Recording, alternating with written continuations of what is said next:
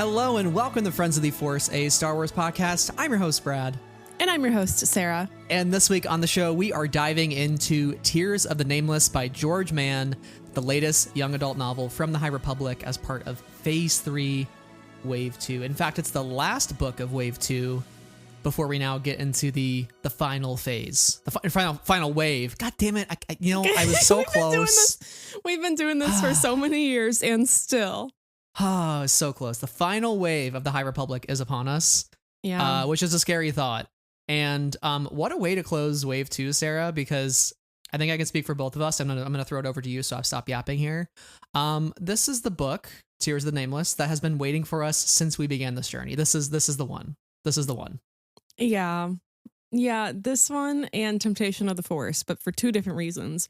One of them was the chapter 23, Naboo, Light of the Jedi. They love each other. And then, they do love each other. That's good for me. That worked out for me. I'm really happy about it. This one was the, oh my goodness. Oh my goodness, there's a prophecy here. Oh my goodness, we're very into that specific prophecy that is unrelated to this book, or is it? And I love egg talk. I love Star Wars. I love the prophecies. I love the Nameless. My ooh-woo babies, they've never done anything wrong. Yeah. I try to be very reserved in how close I attach myself to speculation. But I feel like... But we've been completely unhinged about this. And I've tried to stop us. And you're like, no, we're right. We're right. And I'm like, but what if we're not right? What if we get to the end and we're wrong? Uh-huh. I don't even think I have the room to say that anymore, to be really honest with you. I think we're kind of right. Yeah. And I was going to say, like, for you and I was saying this episode is our victory lap because we have been so attached to our egg talk theory, which we'll dive into the specifics of. If you're a new listener, you'll get the whole rundown. But there is just so much baked into this book.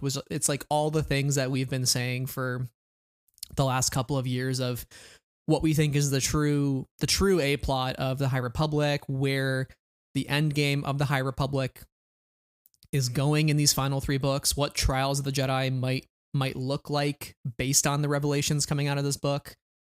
There's just so much here that it was for us a victory lap to say, okay, this theory based off of a book from 2019 from Claudia Gray has now come to fruition. Now we're getting into the end game, the execution of, okay, we know what the end game is. It's confirmed. How are they going to execute it? What is it going to look like? Who are we going to lose along the way?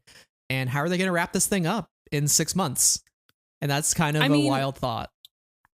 I mean, could we still be wrong? In parts of it, sure. See, I'm still giving myself that room. Like, if we're wrong, and then we have to delete our profiles off of the internet because there will be the laughing stock of the town, But yeah, this book was really, really thrilling, and I was reading it at like 1 a.m. and listening to it, and was sending Brad just like random videos and random selfies of me as it was happening. And like, I hadn't listened to some of these passages before. I was just like hitting record when it kind of got interesting or it got a little juicy. And Brad said that I accidentally recorded one of the passages he was most excited for us to talk about. So yes. I was like, how, like, that's the brain cell we share. I was like, right. Trust in the Force will deliver. And you delivered a great reaction to me. Yeah. That I woke up on the morning of work and I was like, this is my content for breakfast. This is what I'm watching.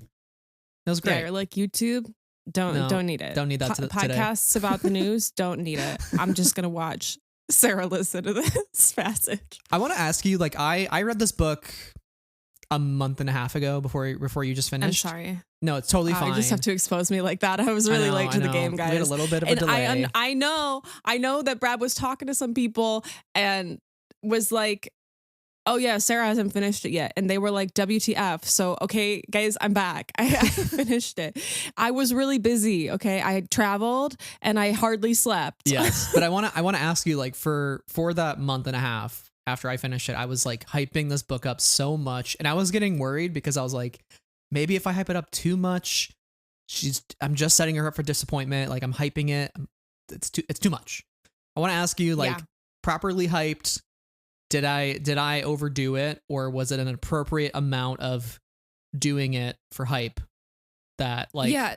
you know, So I'm really glad that we could have this conversation in a space where I know that we can be held accountable because this is a public forum and you overhyped it. No, I'm kidding. Oh. I mean, you did in the sense that like, I think I was expecting specifically the ending of the book to be really big. And the ending of the book this is not big. It's very small. Because I think when we hype things up, we expect them to be really, really big. And this one had a very quiet ending. Anyway. No, properly hyped. I was losing my mind at like multiple 1 a.m.s as I'm doing Sudoku puzzles and laying in bed going, oh my fucking God, I can't believe this is happening to me. Reading the book. So no, it was a good time. Yeah, I was reading chapter 42, kicking my feet into the air. Yeah. Like a little kid. I was so excited. That chapter, there was the person I was before I read chapter 42 of this book and the person I was after I read absolutely chapter 42 of this book. Wild stuff. We're going to jump into everything today, like all the characters, all the egg talk of it all. We had a couple things to go over real quick up front before we dive in. So like the first, I guess, bit of news and the only bit of news that we'll cover today very, very briefly since the last time we recorded was ANDOR. Yeah. ANDOR season 2 is on the cover of Empire magazine. We got Diego Luna, Genevieve O'Reilly, and Ben Mendelsohn all looking very handsome, very beautiful, very demure. I love that for them. How are you feeling? Like ANDOR is already in the promotion cycle, and we got a release date, April 22nd, but during Celebration. It's like after actual Celebration, so right, we like a have day or two. We have to get into that panel. If there's going to be a panel together, because otherwise we're not going to be able to watch it together. I don't want to throw that at you, but I know. Oh man. I got to imagine they're probably doing the premiere at Celebration. They have to be. There's no way you line up the dates. There. We just have to be there. That's the situation. Yeah. It's going to be a Kenobi situation where, we have our panel the morning of, a fire alarm goes off, we don't get into the ANDOR panel, and then we just become Joker. We would just become the Joker. We just become the Joker. Yeah. Got it. I think if that happens again in that order, I will literally quit podcasting forever. I will be done. I have a tolerance for that happening at one time, not twice. right. That series of unfortunate events for us, but it's okay. Like everything turned out and it's fine. We're out. We're honestly so good. We've laughed about it a bunch. The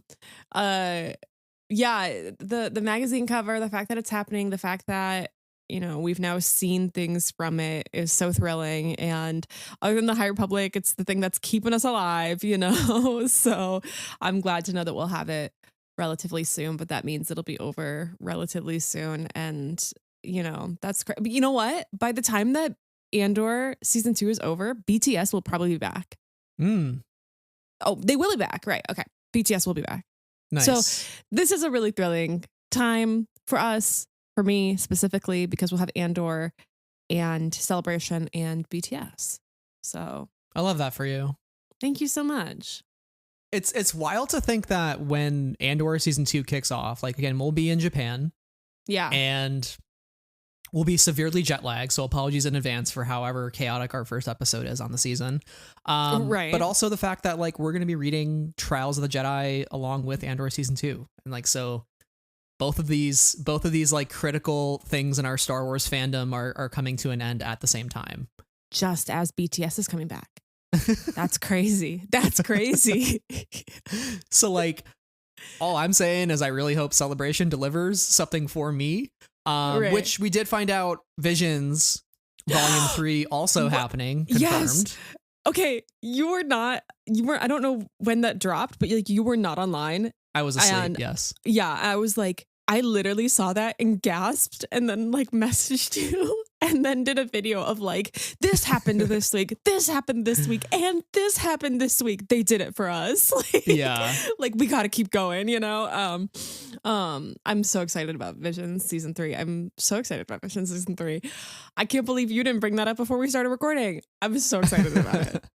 Yeah, because I'm thinking like Visions. that's the next thing after. It's 2025. I don't know like the exact date. Maybe it will be same time as ANDOR and I think it'll be later in the year, but we'll definitely get like a big tease or something, a big panel at big panel. Yeah, because they did that for London. They showed the Aardman short Right. which is really fun. So that's a great panel. I hope you and I get to go to any sort of Visions panel that there is. But the sting of the Acolyte cancellation is still there for you and I, and so now we're even more closed off and protective of our Star Wars fandom at this point. So the more things that can be for us, we try to hold on to those things and cherish them and champion them. And High Republic is one, Andor is one, Visions is another that we now know will continue, which is so just lovely. I love Visions so much. And we're also getting all Japanese studios for season 3, including 5 new anime studios that we didn't previously see from previous seasons. So I just hope we get a 9th Jedi part 2. That'd be cool. Part 2? Yeah, please. Yeah. Would love that. But yeah, just a bit of news. There's a lot to look forward to for you and I specifically. So we're not out of this yet.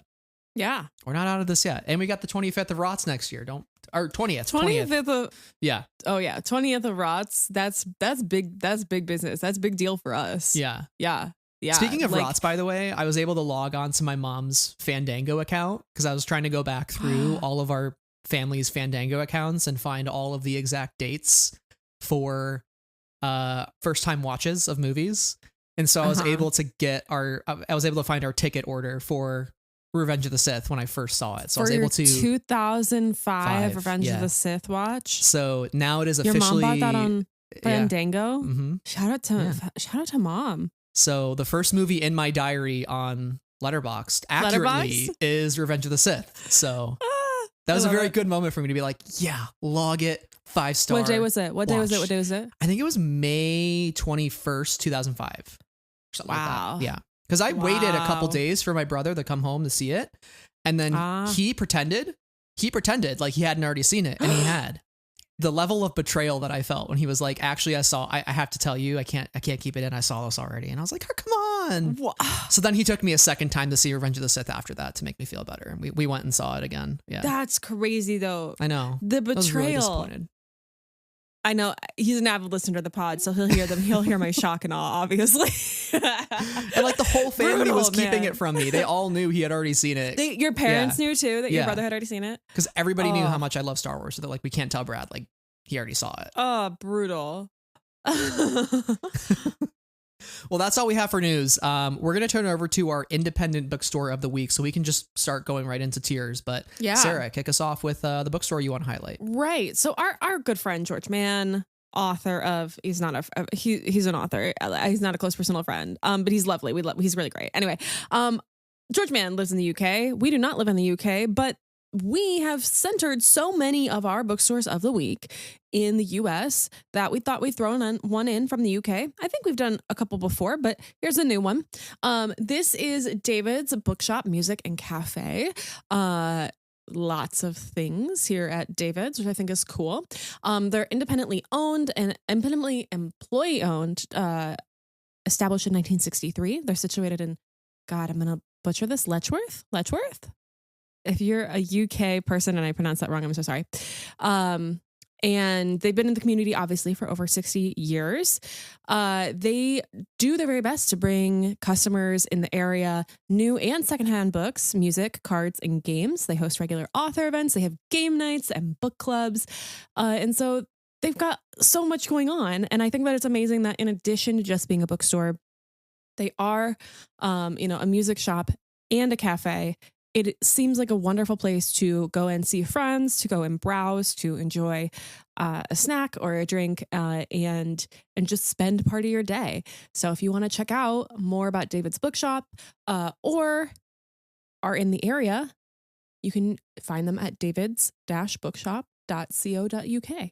Awesome. And I thought that they're really cute. Like their storefront is really cute too. I was delighted. Anyway, that's it. That's our bookshop of the week. Is that our first non-US bookstore that we've featured on this pod?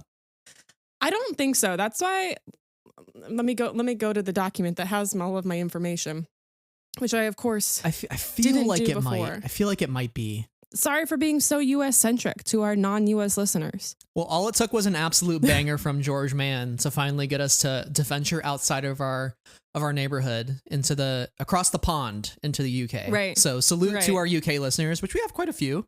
Cool. Although Thank you. I take back my salute because many of you might have already seen Paddington in Peru. Because the UK release was 3 months earlier than the US. So I take back my salute. Salute pocketed. No more salute for you. You don't deserve my salute.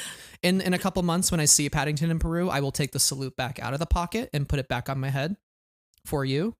But until then, we are kind of friends, kind of nemesises, so just a little upset. It's really tough out here to be bred. Mm-hmm. A man meant to be in London for Paddington in Peru, but stuck in New York.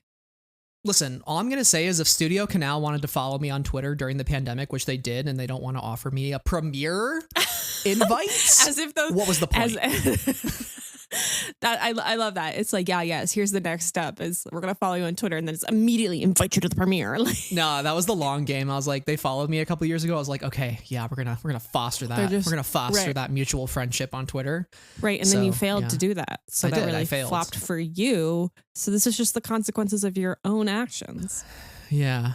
Well, speaking of the consequences of our own actions, we're going to talk about the Tolemites today because they have a lot of consequence that they need to address and amend for. We're going to dive in. We're going to dive in. Tears of the Nameless. Let's get into it. We're going to be covering every spoiler from front to back for this book. Yeah. So if you haven't read it, it's just pretty much a read aloud. So yeah, we're actually reading the book. We're redoing the audiobook, even though the audiobook was great. You can attest, Sarah, right? Yeah, it was really lovely. Audiobook, yeah. So stay warned. But if you want to know what's happening in the High Republic, what's happening with Egg Talk, and what this book means for the final stretch of this initiative, stick around. Stay with us. It's going to be right. Okay. Tears of the Nameless by George Mann.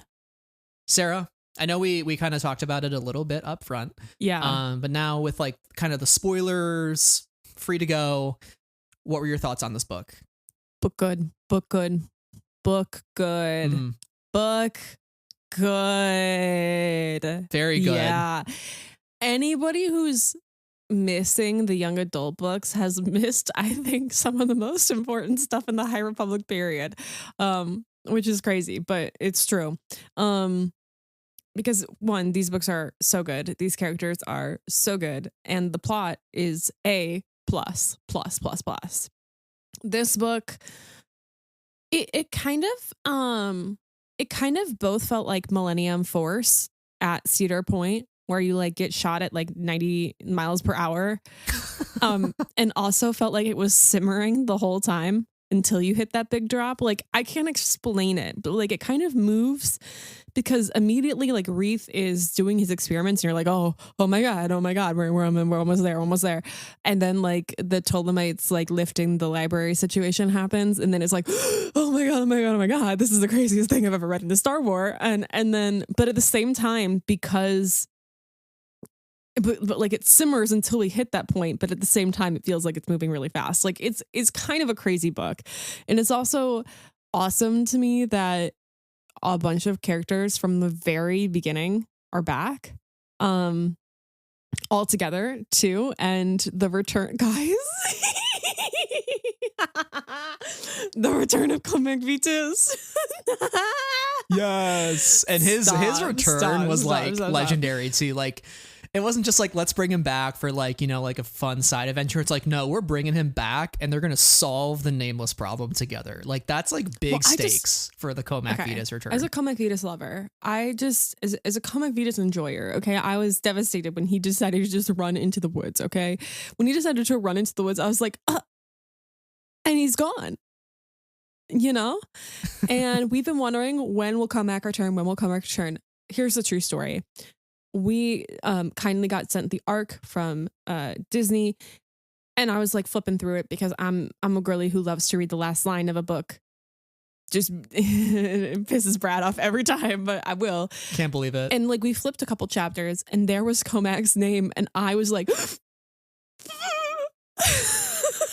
oh my God. And it was great. And then I was like, Brad, do you want me to read this aloud to you? And he's like, sure. And then I did. And then we both freaked out a little bit. Yeah. And so, yeah, Comac's return and in the way that this book ultimately ended and the way the role that Comac serves throughout the book is just like so good. And I'm so glad to have him back, and him juxtaposed with Aslan. We'll get into it, but like, and yeah, I just love my guys. I love my guys, Reath and Comac. I love them. I love my guys. Yeah, I love your mention of all the characters who are involved in this, because we also get the vessel crew back. So this book felt like the closest we have gotten back to the Into the Dark, very first YA book from Claudia. It's like that whole gang is back together, which fun Easter egg was in my odds and ends, but I'll shout it out here. When they go beneath the Jedi temple, they to find the Blight. Reath sees the 4 Amaxine station statues that they brought back, right? So I was like, oh, this book is really, really hearkening back that energy of Into the Dark, which I loved. Mm-hmm. Love all these characters, and I love how each of them had a role to play in this as well. Plus new characters like Master Lox and Amadeo and Aslan being in the mix with all of these characters. So it just made for some really interesting dynamics.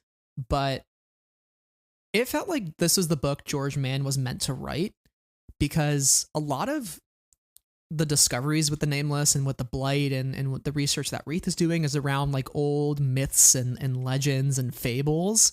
And of course, George is the guy who's written a couple books literally titled Myths and Fables and Myths and Legends, or whatever they're all called, Dark Legends. Dark Legends. Right. And so for him to now instill that spirit of like the old tales into the High Republic, and it's like, oh, this is how we're learning critical information to solve this problem. I thought that was really cool. It was like right in his strike zone.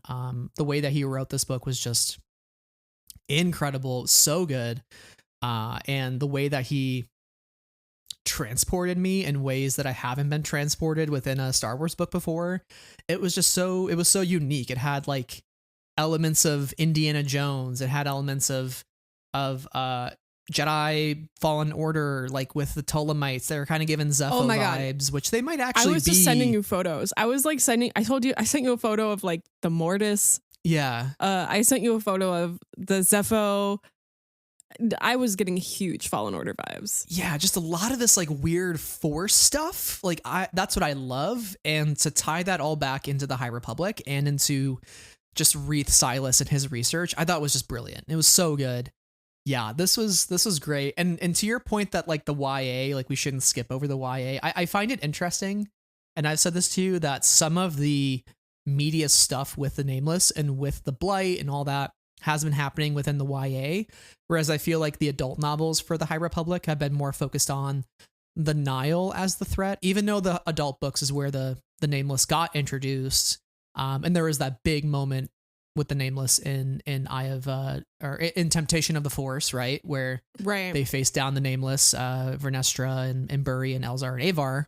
But I find it interesting that a lot of those lore drops are happening in the YA. So I'm curious, as now with this book out and the revelations that come from it, how will Trials of the Jedi pivot into these lessons that we've learned and kind of like what the next steps are, and bringing in some of those readers who maybe aren't familiar with the egg talk of it all, with the Nameless, with the Tolemites, all of that. How are they going to get incorporated to like be on board with that for that final mission, which I imagine is going to be, again, like transporting the Nameless home. That's got to be the Trials of the Jedi, right? Like that's like the final trial is like, can we save the galaxy? Can we save the Force? Can we save all light and all life? Because the Force isn't everything around us. It is everything. The Force is everything. Right. So yeah, I really, okay. Sorry. I was thinking a lot of things as we were talking about this, and as you were kind of talking about this in my own browser. I brought up the Into the Light cover. I brought up the Valiant Vow cover. I was like, okay, which Jedi are in the armor? Because I'm wondering if this will be like a 2-pronged approach. Like Reath and co are going to say, we're going to save the Nameless, and maybe other Jedi are going to fight a different war against Marchion, because both of these things have to happen, you know? Well, we know Reath goes to Kashyyyk though in Into the Light. So Why is Reath going to Kashyyyk? I kind of forgot about Kashyyyk for 0.2 seconds. Thank you so much for the solid reminder. Sorry, I'm gonna giggle about it. But he's like, the Blight is on Kashyyyk. Like, that's a big capital P problem. And obviously that can't stand because we know Kashyyyk lives on. And then we have some of our loves. What is it? Is Imri and Tep Tep. With the droids around them. And then we have, let's just be reminded of Avar, Aslan, Bell, Buryaga, and Elzar Mann in the armor. And after this book, Aslan being the armor is very curious. With an Echo Stone in his cane, mind you, as well. Oh. So the question is, where did that Echo Stone come from? And, you know, we know part of the revelation coming out of this book is the use of the Echo Stone and how it could help the Jedi in solving the Nameless problem. So, and it's interesting too, because you know, we know that Tolis gets blighted or is in the process of getting blighted. So at the end of this book, Chancellor So authorizes a mission to go back and mine more of the ore from Tolis that has a longer half-life and is more resistant to the blight. So is the armor that they're wearing for Trials of the Jedi, like, is that imbued with the ore from Tolis, where this armor is resistant to blighting and therefore it like protects the Jedi from maybe the effects of the Nameless, from the effects of the blighting? I'm just curious how everything from this book is gonna give us a launching point for Trials of the Jedi. And we know that Trials is going to be the final book in the High Republic. So Reath's mission to Kashyyyk technically actually happens before Trials, because Charles Soule said on Blue Sky that Trials takes place after Into the Light. So technically, like, Reath could still go on the mission to Planet X to bring the Nameless home. You know. Oh man. I can't believe this is happening. I can't believe this ending is happening to us. Why would they end it? Why would they do that to us? Why would they end it? That's so mean. But I know we're talking a lot about the future, but like getting us back to Tears of the Nameless, I want to ask you, like, where does Tears sit for you amongst all of the High Republic reads that you've had? And even among like the young adult rankings, where does it land for you? I know you're asking me this question because you want to answer this question. Because because I don't know. Fair. Yeah. I don't know. I would definitely say this is probably in the top 5 of my, like, all the High Republic books. Like, right, what is it? Like, for me, like, Rising Storm, Race to Crash Point Tower, Temptation of the Force, Tears of the Nameless. What else? I mean, those are like definitely top. I probably maybe either Path of Deceit was so good. I love Path of Deceit. I also am still so fond of Into the Dark. There's no, I don't know. It's near the top of all of the High Republic books we've ever read. So Yeah, and there's no right or wrong answer. I think for me, like, obviously recency bias is playing a part, but like I think it's in my top 3 for sure. I don't know if I'm firmly ready to say it's my favorite book, because we still have 3 more. You said to me like 2 days ago that it was your favorite book. I know, but that's the thing. It's like, again, I know I'm biased. I know he's I'm taking biased it at this back point for the public. He's not willing to share that publicly yet. I will say, like, it is on the level of Rising Storm in terms of consequence, in terms of stakes, right. in terms of characters. Like, it did a lot of good for me, and it's no coincidence that George and Cavan are best friends. So of course they're gonna write 2 of my favorite books. They share the same mind. They're right. You know, they're scheming. They're besties. They're scheming in the they're same scheming way. besties. Yeah. Yeah. They're like, how can we hurt readers? How can we cause emotional anguish? Yeah. Yeah. And they succeed. Mm-hmm. And we respect them for that. Thank you. Yeah. I'm just so excited though, and to think that we now have a Claudia Gray book for the YA next. Yeah. Very good. Okay. Very good stuff. Yeah. And Claudia Gray is going to Kashyyyk. Yeah. So good. I want to talk about the title for a minute. So Tears of the Nameless. Yeah. There's a passage in chapter 45 where Affy and Leox and Geode, quietly sitting there, they're all looking at the kind of the destruction and the blighting that's happening on Tolis, and Affy makes this comment that's like, what are we all fighting for? Like, you know, there's bigger things to worry about than territorial disputes and trying to kill each other. And she's kind of speaking to like the fact that the Nile are ravaging the galaxy, and like here we are looking at this, the force itself sickening. Like, isn't this the thing that we should be worrying about? It was kind of giving Game of Thrones, hey, why are we all fighting for the Iron Throne in Game of Thrones when we know the White Walkers are the real threat? They're like the fundamental threat to the story of Ice and Fire, right? Like that's what we should be focused on, right? And Leox says, well, there's always somebody who wants to punch harder than everybody else. And Affy says, quote, a boy who didn't get enough love and now craves attention at any cost, who has to feel he's the center of the galaxy. It's an old story. And Leox says, and it always ends the same way. And then Affy replies with tears.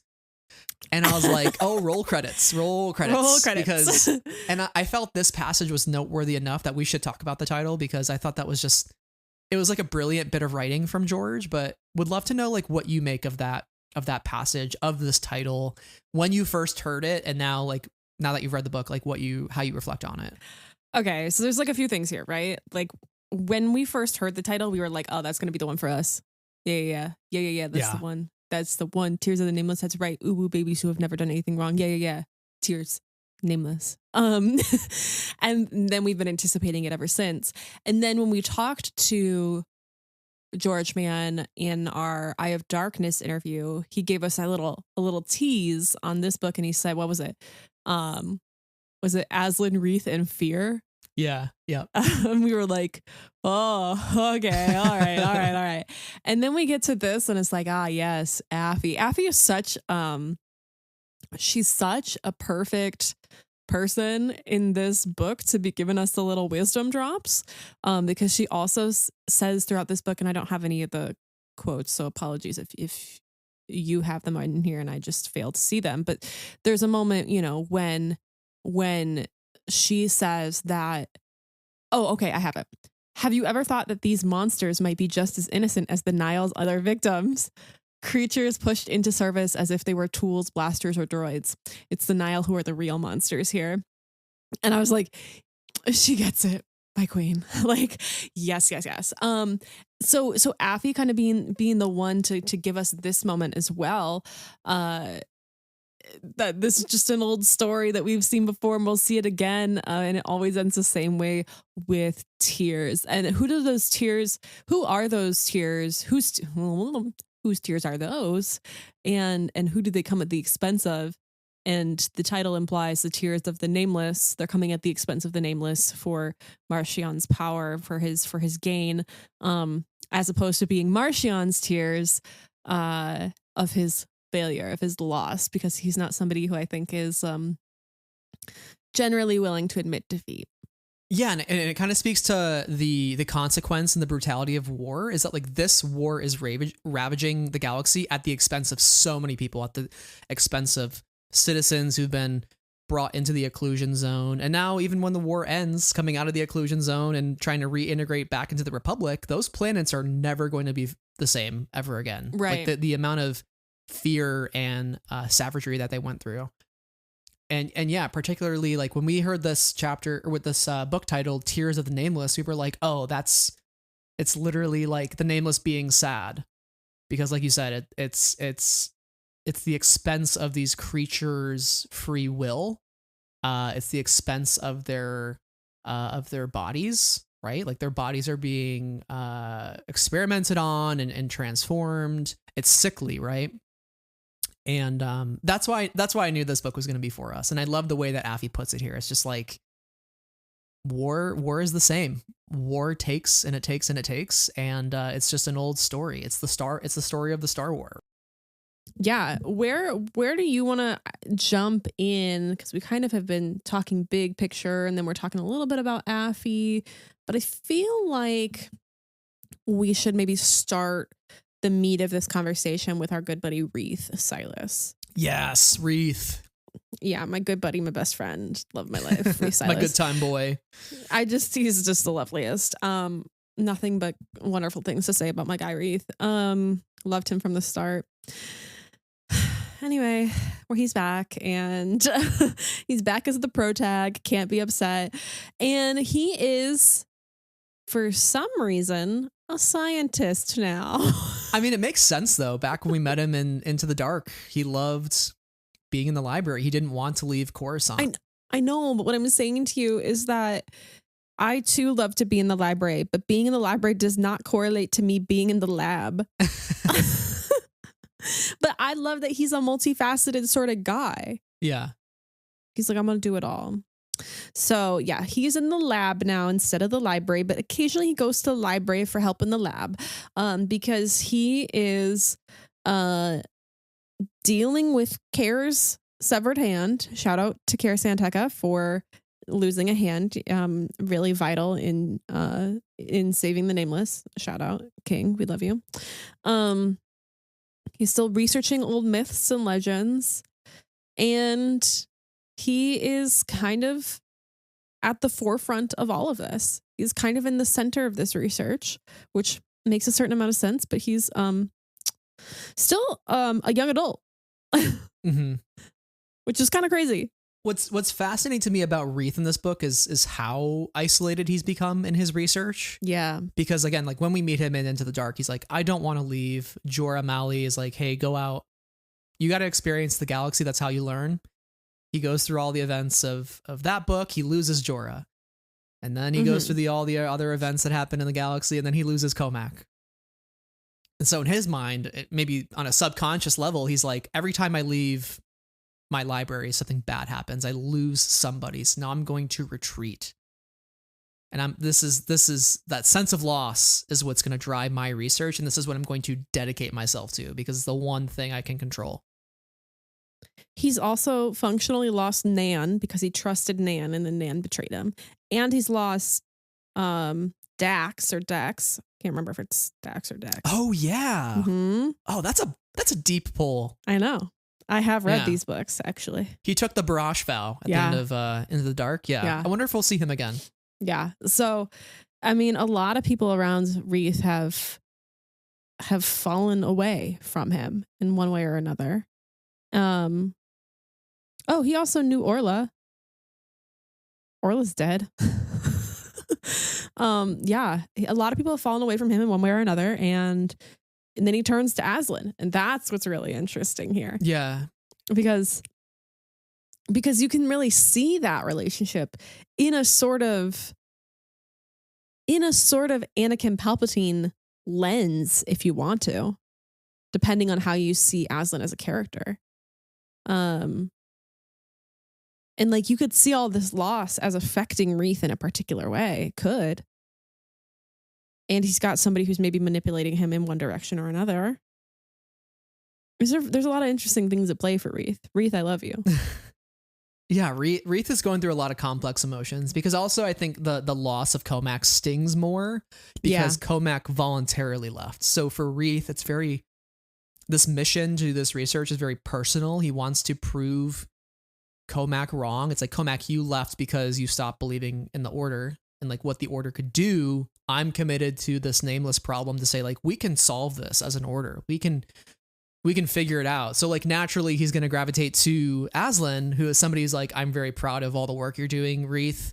But also Aslan's somebody who shares the same end goal, which is like, let's solve this. There's a common understanding between these two. There's a connection that Reath, it's like the one connection Reath has right now. It's like we both know what we need to achieve here, and like we're gonna work together to try to figure it out. Even though you're very I don't agree with the actions that you've taken.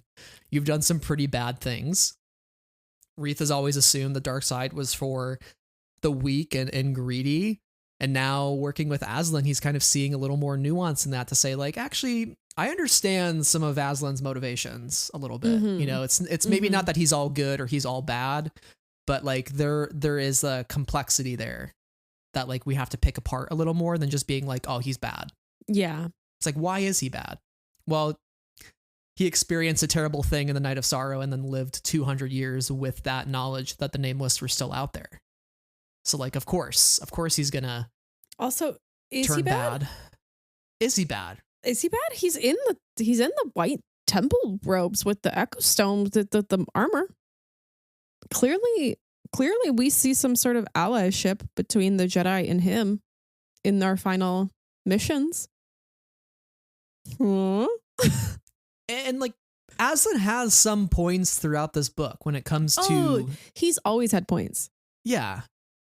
I think Reath kind of sticks it back in his face by the end to say like, you're kind of misinterpreting how to deal with fear, because Aslan has been so isolated, right? And like, Reath's whole learning moment in this book is like, strength is not being isolated. It's not sitting in this jail cell wallowing away in your own fear. It's like being around people to help you. It's about working together to overcome. And so like, I think Aslan has points in the sense that he has starting points. He makes points that are starting points. He makes points. You know, the points make you think.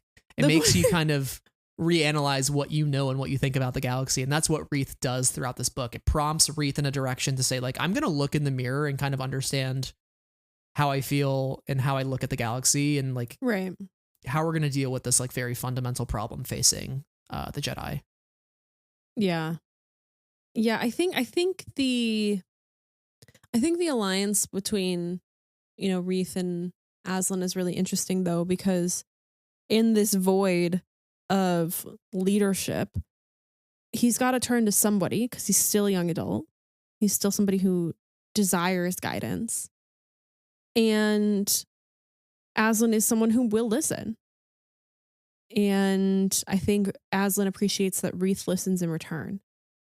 And I wonder why, and maybe it's because he was knighted at the point that Comac left, but I wonder why there haven't been other adults in his vicinity, other adult Jedi, to fill in that gap again for him, other than Aslan. Yeah, and Master Lox kind of offers that a little bit. Yeah. In chapter 19, where he's like, hey Reath, I can be a friend too, like I'm a little more normal relative to Aslan. So if you want somebody to confide in, you want somebody to talk to as a friend, like I'm here for you, bro. Yeah. And Reath's like, thanks, right? And I think that's why it's so important where Reath meets and confides in and researches with Amadeo. Yeah. Because Reath is like starting down the path of Aslan in a way that he is isolated and he is scared of the outcome if his work doesn't succeed. That's what Reath fears. It's like, what if this all doesn't work? What if I don't find the answer? And then in comes Amadeo to start providing a new lens to look at the Nameless. Yeah, to look at the Nameless and the Blight problem. And it's only through those conversations together, again, we're stronger together, talk about how you're feeling with somebody else, that Reath kind of has a moment of like eureka to say like, oh, I haven't even considered that as a possibility of like what you're explaining, because Amadeo's been out in the field. He's seen some shit. Reath has been alone. Yeah. And Amadeo is such an interesting character because he was introduced in the trials of Tales, not trials. Wow. I'm on a phase 3 kick. The Tales of Light and Life in a short story there. And I was like, oh, Amadeo, he seems fine. Like he seems chill. But like I didn't have any strong feelings about Amadeo. But I love that he's kind of come up and in this story really has a valuable role to play and is like a really wonderful character, because he does provide that sort of friendship, a younger brother sort of energy to Reath, and provides that different perspective that Reath is looking for, but also can empathize with him on a young person level, which I think is so wonderful. And Amadeo is a character. He's so bright and he's so lovely. And as soon as, him and Master Lox were practicing duo maneuvers, I was like, something's funky here, because the last time this happened with Bell and Loden, one of them didn't make it. Oh yeah. But yeah, I really enjoyed kind of the bouncing off from one another that Amadeo and Reath have, for sure. Like Amadeo, what he goes through in this book and still making the choice to go back and help Reath shows Reath the strength in unity. And like all of the things that Aslan was trying to push onto Reath to say like, hey, Reath, like if you want to survive what's ahead, you have to embrace your fear. You have to use it as a power. You have to use it as a weapon. Like everybody coming in at the end of this book to save Reath, to save Comac, despite that it could mean death for them all, is Reath's moment to be like, no, there are other ways to embrace what frightens you, other ways to face up your doubts and your fears. And that's what strength is. It's when we admit we need help. Amadeo admits that he needs help several times in this book. And I just love that. I love that lesson for Reath. Again, it's like he starts the book very isolated. He ends the book hugging Comac to say like, can I have your help? And Comac's like, of course. And like, that's the ending of like, that's like one of the best endings of any High Republic book, is just a simple hug and like asking somebody for help. Because how many times have we seen in Star Wars, like people just don't talk to each other. People don't want to help. And then look where it ends up. I think that confession at the end is really beautiful and important. And, Reath kind of saying what he needs to say and is like, I fear this. I fear that you left me because of me. And Comac being like, I would never, is really valuable. It reminds me of, the Rising Storm kind of plot line with Elzar asking for help from Stellan. And Stellan being so gracious and saying, let's work on this. Let's fix this. Of course, it doesn't always really go like that for them. But there is that genuine desire and that genuine care for him, which I appreciate. We get these moments of real empathy and love. They're really valuable. Yeah. I think Reath's biggest mic drop moment was when he told Aslan to live in fear is to not live at all. Like that really made me pause and think. And it's so good because Aslan's like toying with this like puzzle box throughout most of the book, and when Reath delivers that dagger, he's like, hey, that puzzle you're dealing with, the answer is inside of you. You're not going to get whatever you want to find in there. It's you got to look deeper, buddy, because you are so fearful, you are so scared that you're not living at all. This is not surviving. This is not living. You are just you are literally a husk of who you once were. Do we think, I just keep thinking about Aslan in the armor now that I've read this book. Do we think that will make an impression on Aslan?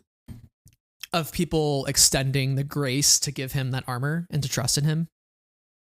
Well, of him maybe saying that I'm okay, I'm going to choose not to live in fear now. I'll look at I've actually learned from Reath, and I'll look at myself in a different way and help in a different way now. Maybe holding back this information wasn't it. Maybe that's Aslan's final trial, is if he is given a chance, which all we can ever do is give somebody a second chance. If he's given a chance, does he make the decision to do better? Will Aslan give in to fear and say, no, my version of defeating the Nameless is violence?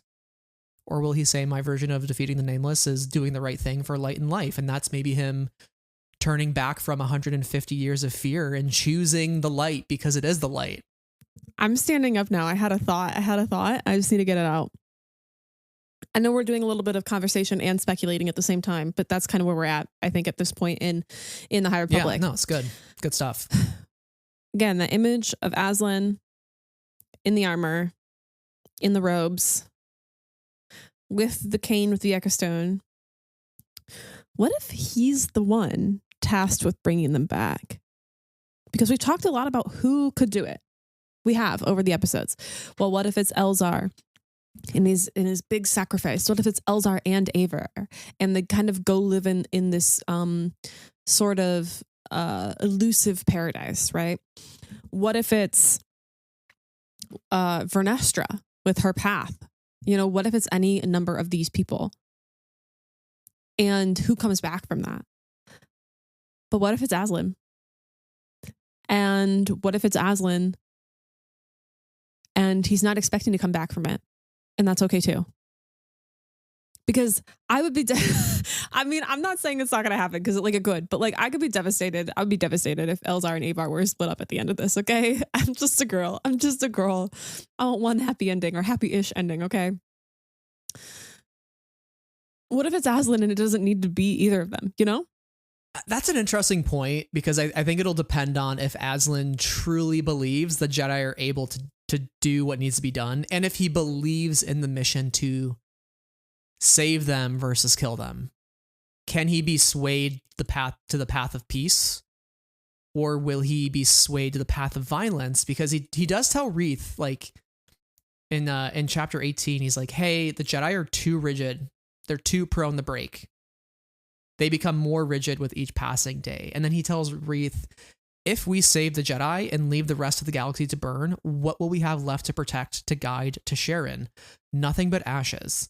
The Jedi are scared, Reath. They've retreated here to Coruscant, and while they talk and talk about what they're going to do to save us all from the Blight and the Nameless, the Path, or the Nile as you prefer to call them, continue to rampage and the Blight continues to spread.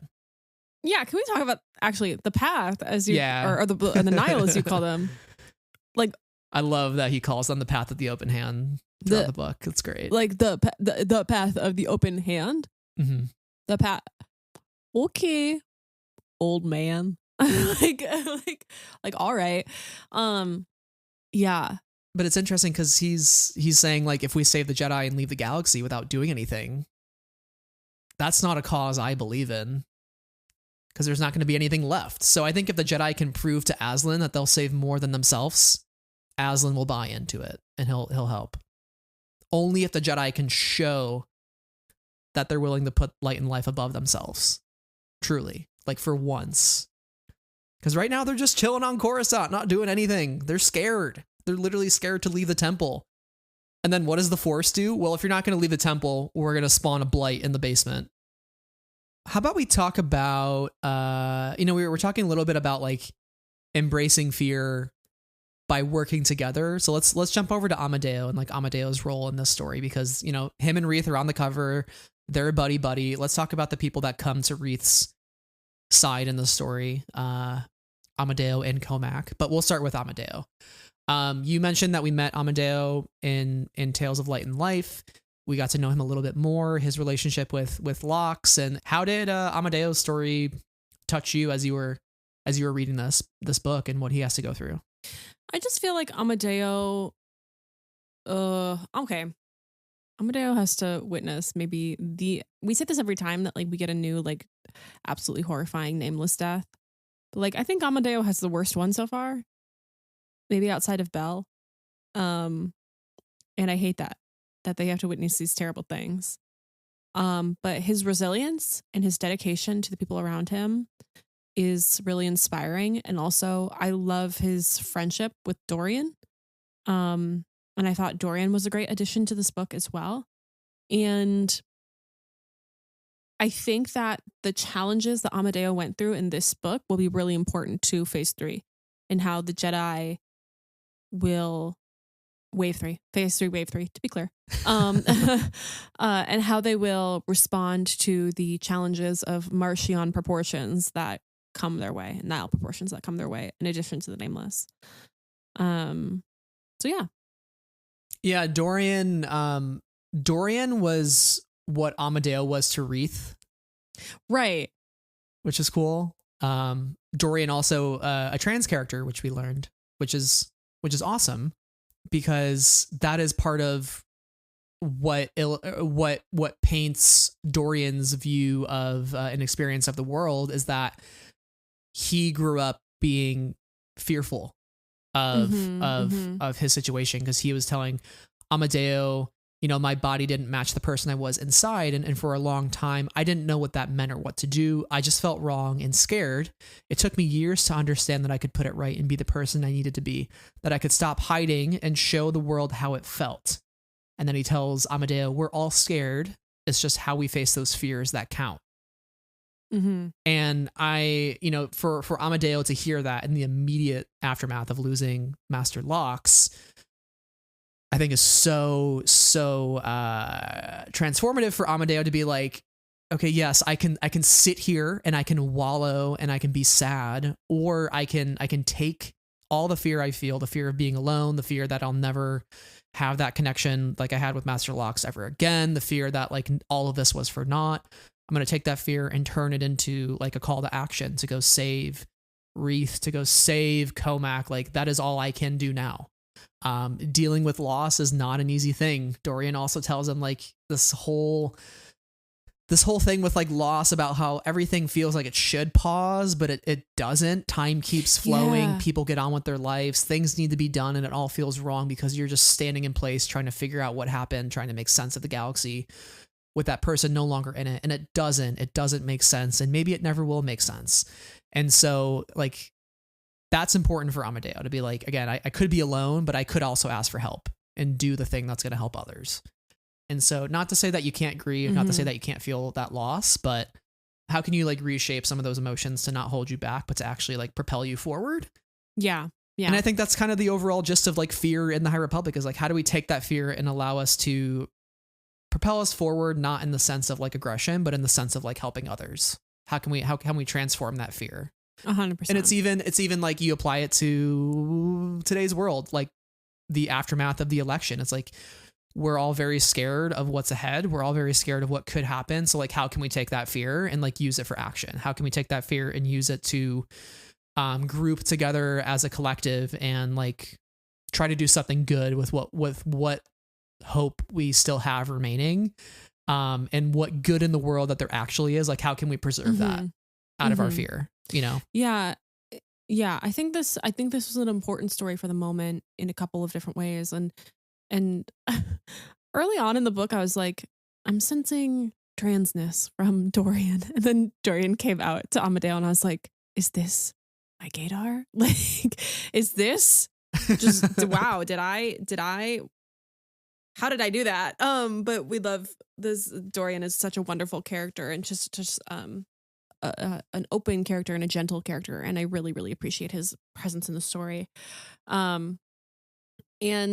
And yeah, Amadeo, if nothing else, choosing to persevere through literally the worst thing you could possibly imagine is really admirable and important to readers. Kind of both elements of the story, this perseverance and this openness, I think are absolutely, as you mentioned, important in our current moment.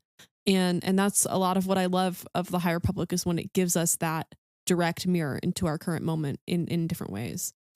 We're all very scared, so it's nice to have a book dealing with that sense of being scared. I think Trials of the Jedi will be a very bright spot in our lives in the months to come, and these books. So yeah, I want to talk a little bit more about Lox for a moment, and just the fact that we don't get a lot of time with him before we have this gruesome husking scene, but I really love it's so awful. It's really bad. I do love there's like this one moment on page 291 where he's talking to Amadeo about how he meditates and how he tries to focus on a single touchstone to see through the fog of fear and illusion. And I really liked that. It just kind of felt like, as we're very complex people and we feel a very complex array of emotions, like how do we find the one touchstone, like that one anchor to keep us seeing clearly? Because sometimes you get so overwhelmed that you can't see clearly, right? And sometimes it's a hug. Sometimes it's remembering certain people in your life. Sometimes it's ordering a pizza, which many times that is the case for me. My touchstone is a white sauce pizza from Blaze pizza with arugula and sausage and multiple types of cheeses, including fresh mozzarella. That's my touchstone. Many Friday nights. You could probably even say every Friday night. You could say every day, honestly, if my heart would allow for it. I don't think my body would like that very much. If I was eating pizza every day, I would like it very much, but my gut health would not like that. Very serious conversation turning south right now, but I just loved, I loved Lox. the moments that we got with him, but it sounds like he was a very good mentor to Amadeo throughout all of their time together. And he seemed like a real good guy. Yeah. Load and Great Storm level of goodness. And that's why he had to go. It's because he had that Lord of the Golden Great Storm level of goodness. There was this kind of gentleness to him, but also this like determination. Like, we're going to get this maneuver. We're going to make this happen. We're going to do this. It's going to be good. We're a team. That's who we are. And I loved his kind of positivity through that as Amadeo and Lox were training. Yeah, it's clear that he was a real positive force for the people around him, and especially Amadeo. Mm-hmm. And his final act in his life was to save Amadeo, which like I don't know how you read that scene, like him kneeling in front of the Nameless. Like, did he like stun the Nameless basically? Like he took his own life to stun it so they could take it away into the vessel and fly it off, but that resulted in him being husked. I'm sorry, but him turning around with his one remaining eye, like, I'm sorry. Like, I'm sorry. That was traumatizing. Yeah. His face starts to fall away into heaps of dust. Like, god damn. Oh my god. I'm just a girl. I can't handle such traumatizing information about my fictional characters. No, yeah, it was really awful. But clearly he kind of put himself in the line of fire in order for Amadeo to live and for the mission to be a success. And that was admirable in the moment because it was the only thing that would save it. So I think Lox, in a sense, took a leap of faith. A leap of faith that like, hey, this is gonna work out. If I do this, it will save Amadeo. It will save the galaxy. Uncertainty around will I make it or not, but like in that moment for Lox, like it doesn't matter. That now leads us to the one and only, yours truly, Comac Vetus. Let's talk about Comac. My guy. Let's get into it. So Comac, as we know, Midnight Horizon ran. He just ran off. He Literally just went bye-bye. It Where was have you been, such Loka? a jarring moment. So he comes back into this book. Do you want to talk to us a little bit about like what Comac has been doing in the background, like kind of a little on his own adventure, doing some folklorist or research stuff going on? What's he up to? He's been lonely. And he's been finding things out. And he has been thinking about his childhood. And yeah, you threw that one to me and I wasn't prepared for that one. Pretty much hit all the main points. Oh, great. Cool. Because I only remember like two things that happened in this book and we haven't talked about those things yet. So, you know, I just wanted to, who knows? Yeah. Comac's lonely. He lost Orla. So he's really reeling from that. He thinks the Jedi Order is just a joke at this point. He's like, we were not prepared for anything that was dealt to us whatsoever. Like, how can we be prepared for the next thing? I don't believe in us. Right. And he's kind of lost his own personal faith in the Order and in what's ahead of him. And so he goes and tries to find that again. And we get this great callback to his youth, which is great because there's been multiple books where we've gotten excellent Comac callbacks. Did you know that dividing the Force in itself is an act of violence, even the dark from the light? I think about it all the time. Wow. I don't know about you. Yes. But Comac is, growing up with Orla, and he can't make this jump across the canyon. He's worried about what would happen if he doesn't make it. And he starts to question everything around him. And this is a story about courage. This is, of course, a story about taking risks. And, quote, all of a sudden, it just seems too dangerous. And I know that feeling. That's fear. That's literally fear talking right there, isn't it? Yeah. It's fear and it's doubt. You think from Hades Town, doubt comes in. Ooh, delicious. Ooh. And it's the seeds of failure. And I think Comac fears failure perhaps more than he fears the jump itself. You think I should take the risk regardless, he says, make the leap even if it leads to my death. It's interesting. Yeah. This is one of my favorites, and I think we got a flashback with Comac in Into the Dark, right? With the Fruity and the Tooty Moons or whatever they were called. Rooted and tooted.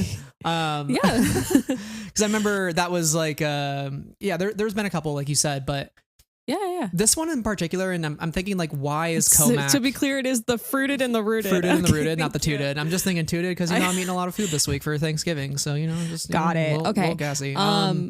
But I'm thinking of like why Comac being so isolated, doing research into the Nameless because he knows there's more to it than meets the eye. Why is he reflecting on this specific memory? And it's because of he's lost all faith. Like you said, he doesn't believe in the Jedi. He doesn't even believe in himself. Right. You mentioned like, should I make the leap even if it leads to my death? And Master Simics tells him, you have come to put more faith in your failure than in your success. It is not the canyon that stands in your way, but yourself. It is a risk you can turn away from. Nothing untoward will happen. No one's life is in danger. If you do not make that jump before we leave this place, then little will have changed. But you must ask yourself, Padawan, is this the person whom you wish to be? One who shies away from a challenge. One who chooses not to embrace the full extent of his abilities out of caution. The leap you face, one of faith, Comac. In yourself, in the Order, in the Jedi. And when he finally is like ready to take that leap, he realizes the canyon is symbolic. He's projecting all of his psychological issues onto a physical obstacle, which is not unlike what the Nameless represent. We are projecting our physical, we are projecting our psychological fears, our psychological emotions, our state of mind onto a physical creature. It's fear manifest. And Orla tells him, he's like, how can I be certain? And she goes, nothing is certain in life. Quote, because it's better to have faith in something than nothing. And that's the lesson in all of this is like, have faith in something, because when you have faith in nothing, you're just completely aimless. Not saying you got to believe in any type of God, not saying you have to follow religion, but it can be belief in the people around you. It can be belief in things will turn out okay. Like it can be a belief in anything, right? For Comac, it's the Force. It's that if he trusts in the Force and makes that leap without knowing what could happen, he will be okay. But you need a little faith to have a little hope. And that's the lesson from this. Have we not all felt that in the last couple of years? Like, oh, I felt that last week. My dad said, Sarah, you're putting yourself in a box. And I said, no, Dad, I put myself in many boxes and I jump around between them. I'm a multifaceted girl. But he was right. I am still in a box maze and not out in the wide open world with my feet on the grass. You know what I'm saying? mm-hmm. And it's because I didn't have faith in myself to go outside of my box maze. Being a human is hard. Got to ponder that one for a while. Rereading this and talking about it just a little bit, I was like, dang, he was right. Mm-hmm. Orla's and Master Simics are right too. Damn it. What do you make of that, like, psychological issues onto a physical obstacle idea? Because, like, I know that's, like, definitely a parallel to the Nameless, right? Oh, certainly. And it goes back to the whole conversation about names. I know I think there's this line from Sicarus in this book where it's like, words have power. And naming things has power, but sometimes it's powerful still without a name. The absence of a name is a name in itself and a powerful name in that. And we've talked a little bit before about the Nameless having names that we know, the Shriekerai, or in this audiobook, they're called the Shriekerai. Interesting. I just love a pronunciation switch up in the High Republic and Star Wars at large, just to throw me off, just to cause me chaos, like concern and chaos in my mind. It's Marchion, if anybody's wondering. Right, and it's Vitus, not Vitus. Correct. Planting that flag. Yes. I feel very strongly about that one.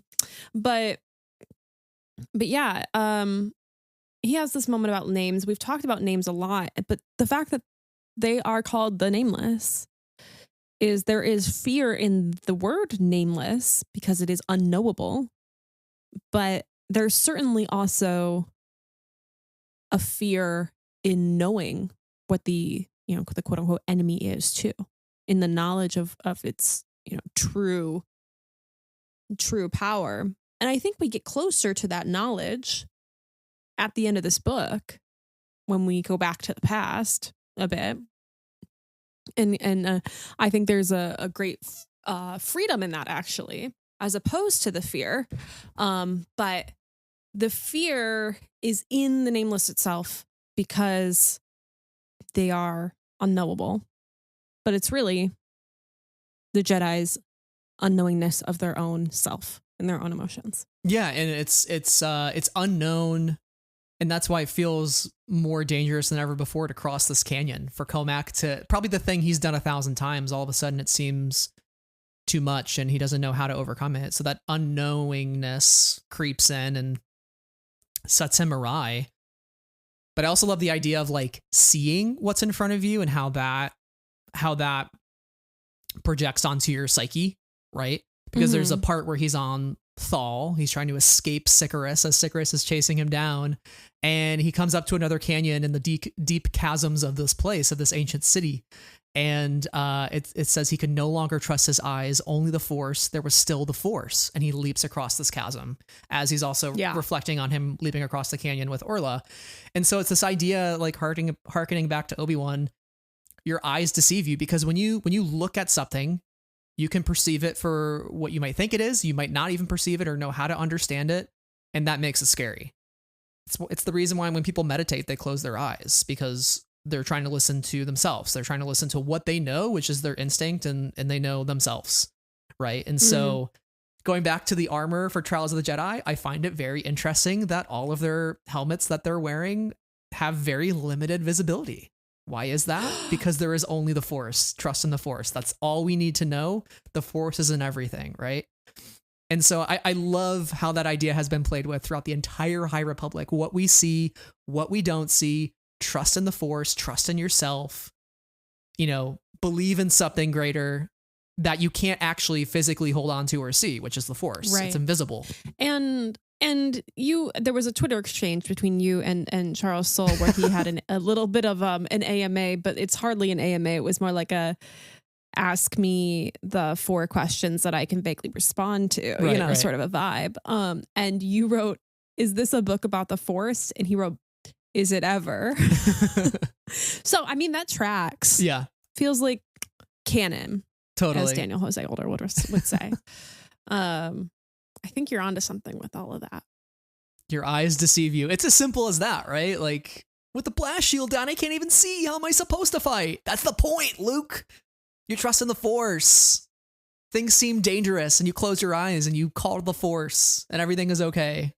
And it's just that the Force for us in our real life is just anything that we can close our eyes and anchor around, just like Master Locke's, his touchstone. Right? That's how he gets through the fear and illusion. It's his touchstone. He closes his eyes, he meditates, he latches onto the one thing he knows can bring him comfort. That's your touchstone. The Force is going to be a lot of Jedi's touchstone. That's the trial of the Jedi. And maybe it will be ours as we continue to read on in these final High Republic books. Anyways. Comac escapes. He goes back to Coruscant, and we get this really amazing reunion with Reath, which I felt heartwarmed. I love that they're back together. I love that they're both like, "Oh my god, I found this about the Tolemites and this." He's like, "Me too," and like same brain cell. They're sharing the same brain cell. They didn't even know it, and yet here they are now exchanging knowledge, making amends. And, a lot of those fears for Reath are coming back, that maybe he wasn't, sufficient enough. Maybe he was just like a pity Padawan when Jor-Amali died. And so there's a lot of that emotion to go through. But like, what did you make of their reunion and some of these like heart to heart moments that they have, both on Coruscant and when they're en route to Tolis? Coruscant? Who the fuck are you? Coruscant. I'm tired. It's been a long one. Coruscant. I just was so happy and fulfilled, and I felt a little healed to see them back together, because I thought about how long it's been since we've read Midnight Horizon. It's been a minute. It's been like, a couple years at this point. And so we've been missing Comac and Reath as a team for longer than Reath in the timeline has been missing Comac. You know what I'm saying? Shit. Damn. Yeah, I know. Oh, man. I know. Oh, God. The passage of time is wild. The passage of time is wild. And throughout the rest of this book, we get Reath's, fear and his still this underlying simmering uneasiness, because he fears that he's the reason why Comac left, rather, right? Like yes, he's a pity Padawan, but also he's the reason that Comac left. And now he has no one. Well, he has Aslan, but that's complicated. And I just think that's really interesting, because of course Comac articulates this, but Comac would never blame him. Comac says, no, this is my bad. I meant to reach out to you earlier and I failed to, and that's on me. And also my leaving is on me.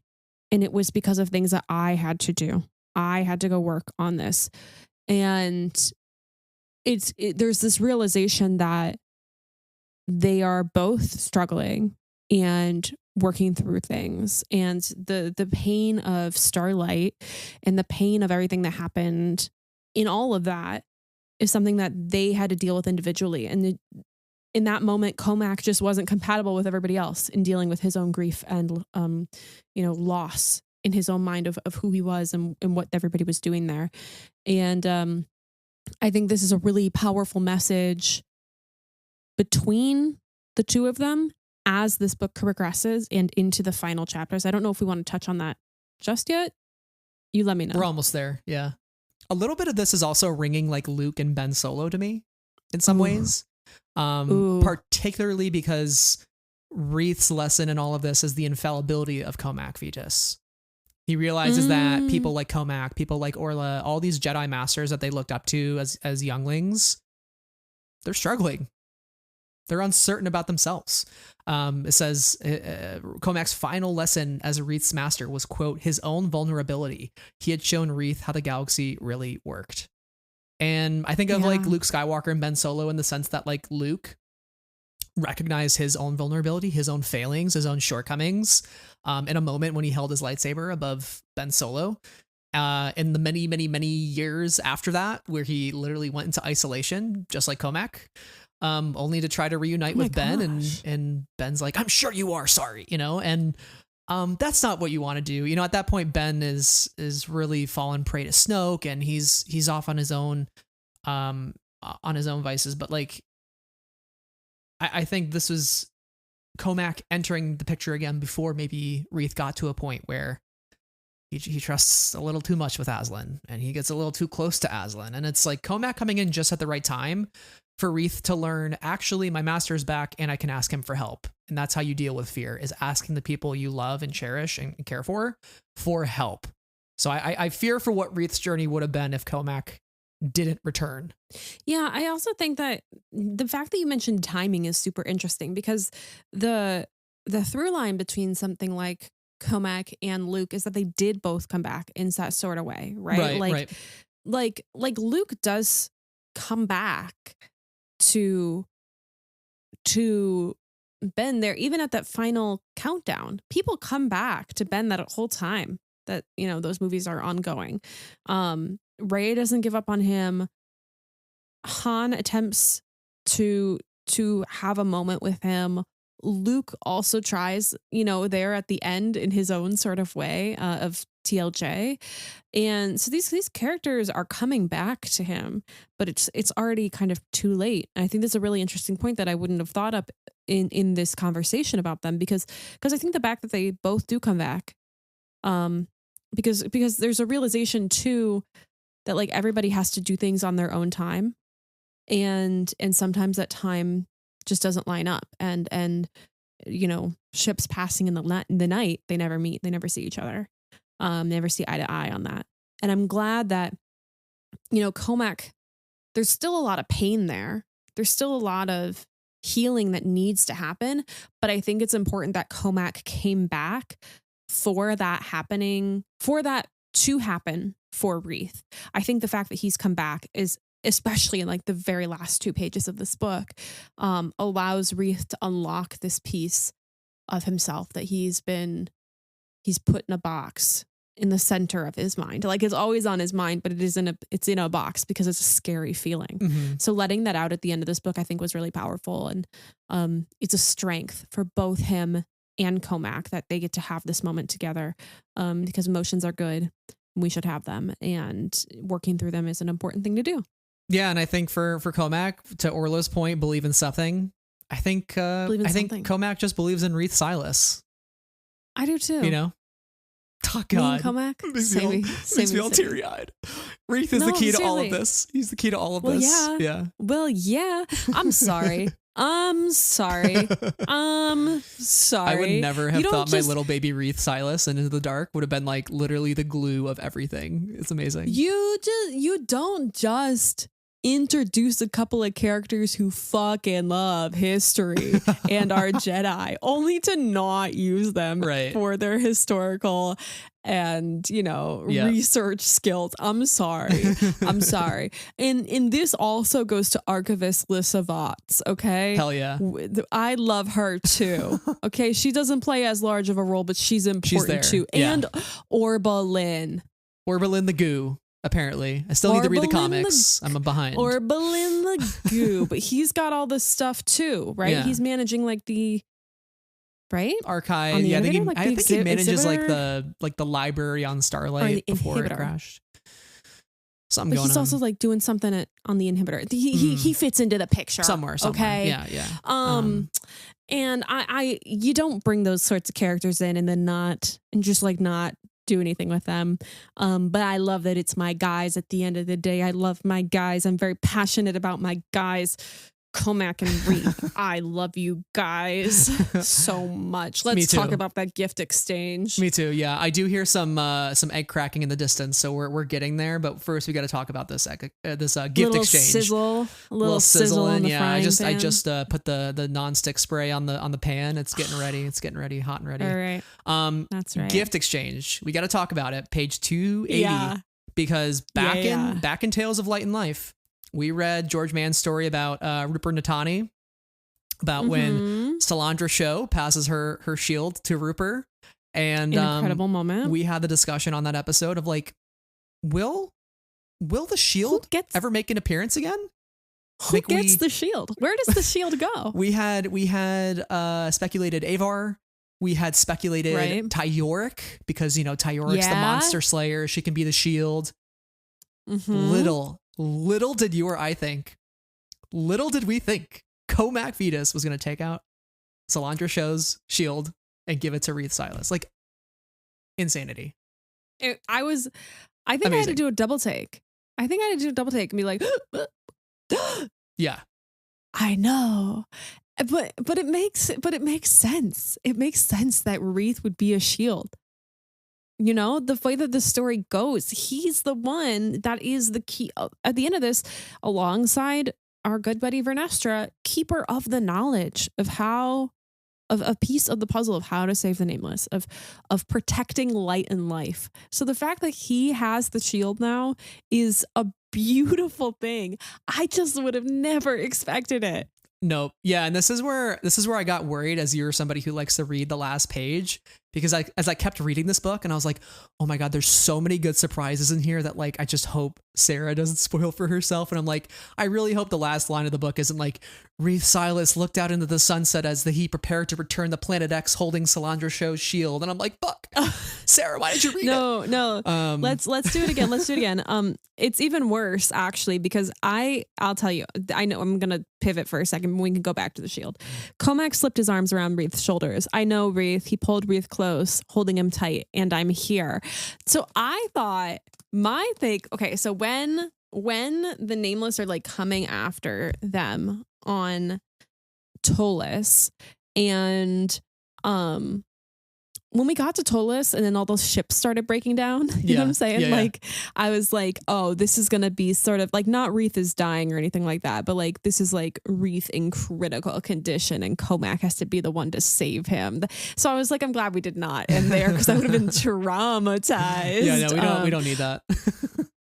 I'm just a girl, okay? You can only traumatize me so many times in the High Republic before I just cry, which I'll do regardless, honestly.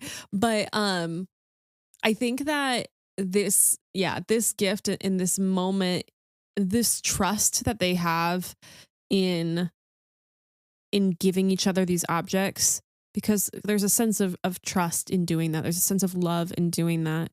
I think is a really important gesture as we get into the third act of the book. Well, speaking of the third act, I think we waited long enough. The egg platter, the non-stick spray is starting to bubble. I got to put these eggs on real quick, or it's gonna turn brown, and we don't want that. So it is egg talk time. It's egg talk. This is for the egg talkers. It be us. It be us. It be us. Okay. It's like, ooh, let's transition into a new part, but nothing's happened, and we're still recording in a single file.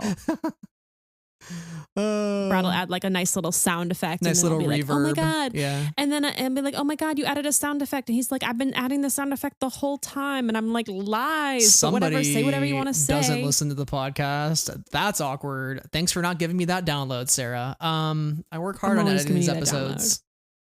I know. I appreciate you for that, because if I had to do it, this podcast would not happen. Come on, you got to give us that +1. You go from 5 listens to 6. That's exactly right. Let's talk about Egg Talk. New listeners, welcome aboard. If this is your first time experiencing Egg Talk, and we need to be doing this every time, because who knows? Egg Talk. It originated with the prophecy from Claudia Gray's Master and Apprentice book in 2019. Mm-hmm. Sarah, do you want to read the prophecy for us here on this here screen? And I did prepare it in the Google Doc this time. It's here. Of course I do. And then I highlight it. It's important. Okay. Only through sacrifice of many Jedi will the Order cleanse the sin done to the Nameless, lowercase n. The danger of the past is not past, but it sleeps in an egg. When the egg cracks, it will threaten the galaxy entire. When the Force itself sickens, the past and future must split and combine. And then there's a chosen one prophecy that's attached to that. But we just forget about that part because it's not important to the narrative. It's not important here. Yeah. We got selective prophesizing here at Friends of the Force. But that's what it's all about. Mm-hmm. That's what I think the Jedi would say the same thing. Yeah. It's selective prophecy. Yeah, sure. yeah, absolutely. Yeah, totally. But yes, balance to the Force, like 30, 40 years later, and then it kind of gets all goofed up again. Yeah, it's all a mess. It's all a mess. Maybe there's a secret third part to this prophecy that episodes 10, 11, and 12 would tell us. Hey. Hey. Long story short, though, we early on in phase 2 of the High Republic we're like, hey, remember that egg prophecy? That was kind of weird, right? And then ever since then, we've just been basing our entire thesis of the end game of what the High Republic is truly about all around this idea that like something bad was done to the Nameless. We have to cleanse what was done to them. We've kind of speculated from there thereafter about like how do you cleanse a sin, and we find out the answer in this book. It's consumed our entire lives. It really has. It consumes on every waking hour. So we literally now only read these books for Egg Talk. Like, we're like a disregard the other details sort of people at this point about it. No, we love the High Republic, but in all seriousness, like the question has always been, how do we cleanse the sin done to the Nameless? And we finally get our answer in this book through the story of the Tolemites. So we're going to talk about the Tolemites here. We love the Tolemites in this house. We're going to talk about 2 parts, kind of what we knew before Tolis, and then what we learn from Tolis. So we're going to talk about who the Tolemites are first. First thing I want to ask you, though, Sarah, is like the idea of ancient civilizations in Star Wars. Like, was this like a real surprise to you? This is another aspect of the book that I was like, you don't even know where this is going, because like this is like Zepho, Jedi Fallen Order level kinds of stuff that you love. I know you love. Yes, I do. I have no deep thoughts about this. I just delight in it. When this kind of became the way, I think I mentioned this earlier in the episode, but like I was literally sending Brad like pictures of Mortis and pictures of the Zepho, and was thinking about, as I was reading this, like the caves on Zepho and all of those challenges and levels that we played, on Jedi Fallen Order. And I love the idea of history in Star Wars, and I love I love this idea of things that are lost in Star Wars too, right? Like same with Cal's like echoes in Fallen Order. We get an echo here. So like the parallels between that piece of media and this piece of media were really, really thrilling because it felt so visual to me because we had seen these sorts of ideas in Fallen Order, which I enjoyed so much as a game. I also just think that can you think? I'm sorry. Can we pause here? They pull a repository out of the ocean. Okay, like is that not the coolest fucking thing you've ever read in your life? I'm sorry. Oh, also it reminds me of Relic Raiders. Ooh, okay. Resistance? Yeah. Stars Resistance? Yes. Mika Gray. Mm-hmm. Yeah. Oh, Mika Gray. Mm-hmm. You would have loved the Tolemites. She probably knows about the Tolemites. Let's be real. Like Mika she already knows. Gray. Okay, let's just throw out all our faves. Mika Gray, Dr. Afra, like all of these awesome badass women who would have loved the Tolemites. The Tolemites though, like took me for such a ride because I was just like, I didn't think we were basically going to get Star Wars' version of the Romans. Right? Like what happens to empires? They fall. And like the Tolemites were essentially an empire of their time. So some of what we learned to kind of set the stage from Reath's research, right? He's looking at old myths and fables and he learns about the Tolemites, who are this civilization, this utopia that existed 20,000 years ago. So like we're going super far back in Star Wars history. We're talking a long time ago. A long time ago, and a galaxy still far away. This is a lot of BBYs. A lot of BBYs. A lot of BBYs. Yeah. Because we have to center the entire history of the universe on a single battle. Right. Yeah. In the middle of a war. Totally. Yavin. It's fine. Yavin. It's fine. Yeah. I don't feel any like bitterness or anything about that. Although Tony Gilroy changed my mind about Yavin in Andor season 2. Please do that. Ooh. Yeah. For real. But the Tolemites were governed by 3 mystical figures known as the 3 Ancients, and they basically built their entire culture around worshiping an invisible power. So in all the things that Reath found, it was never referenced as the Force, but it is the Force, which you love. It was giving fishing in the deluge, the tide. Okay, I was really feeling it. When I tell you I was having the time of my life. Totally. Brad can attest because I was sending him random videos of me listening to passages for the first time, like the time of my life. Yeah. Anyway, keep going. And so there's kind of 2 versions of the story of what happened to the Tolemites that Reath finds. One version is the Tolemites who wanted to go explore the galaxy. They went out. They brought back gifts and treasures from a planet or from an expedition, and the entire civilization contracted a plague.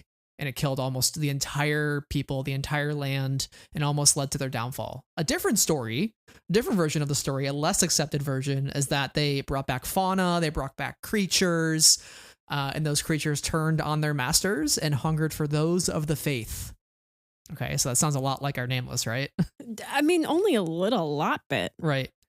And so Reath's like, something odd here. Like there's 2 different versions of the story, and then in comes Amadeo, right? Amadeo's like, I've been in the field, I kind of know a thing or two, and he comes in and is like, well, Reath, like, have you thought about the fact that like the blighting effects are very similar to the Nameless effects, but like when you think about it, like a planet is essentially just a larger, it's like a large ecosystem where there's a lot of living things, and a person, a Jedi, is just like a much smaller ecosystem made of skeleton and muscle and brain and organs. And Reath's like, oh, I hadn't really thought about it that way, but that's like that's like a pretty important detail, right? And so that's where Reath puts together the common ancestry theory, which drives like the rest of the book. It's like, okay, common ancestry, these 2 things, the Blight and the Nameless, share an origin point. They evolved from the same thing somehow, and I need to find out how and from where and why, right? And I'm so glad that Reath finally got on the same page we've been on, I'm Totally. so glad Reath is there. Shout out Amadeo. Reath eventually got there. Like it took you a little longer than it took us, buddy, but it's fine. It's fine. It's always, I have to say, as a reader, it's always really exciting when the reader catches on to, or like the character catches on to the thing like that you set yourself up for, like, or that you've already figured out in the book, and you're like, yeah, you're getting it. Yeah. It's the opposite of the feeling of like, don't turn around that corner, don't do it, the murderer is there. Right. You know, it's instead of like the horror, you no, don't. Right, it's right. The dramatic irony is yes. just it never gets old. It never gets old. But as you're reading this, Sarah, and we come upon like the common ancestry theory, again, this is a book where we finally get egg talk essentially confirmed. In your mind, as you hear common ancestry, what was going through your mind? Are you starting to be like, oh my God, were we right? Like what are you anticipating as a reader and your first time going through this and like getting to this kind of revelation?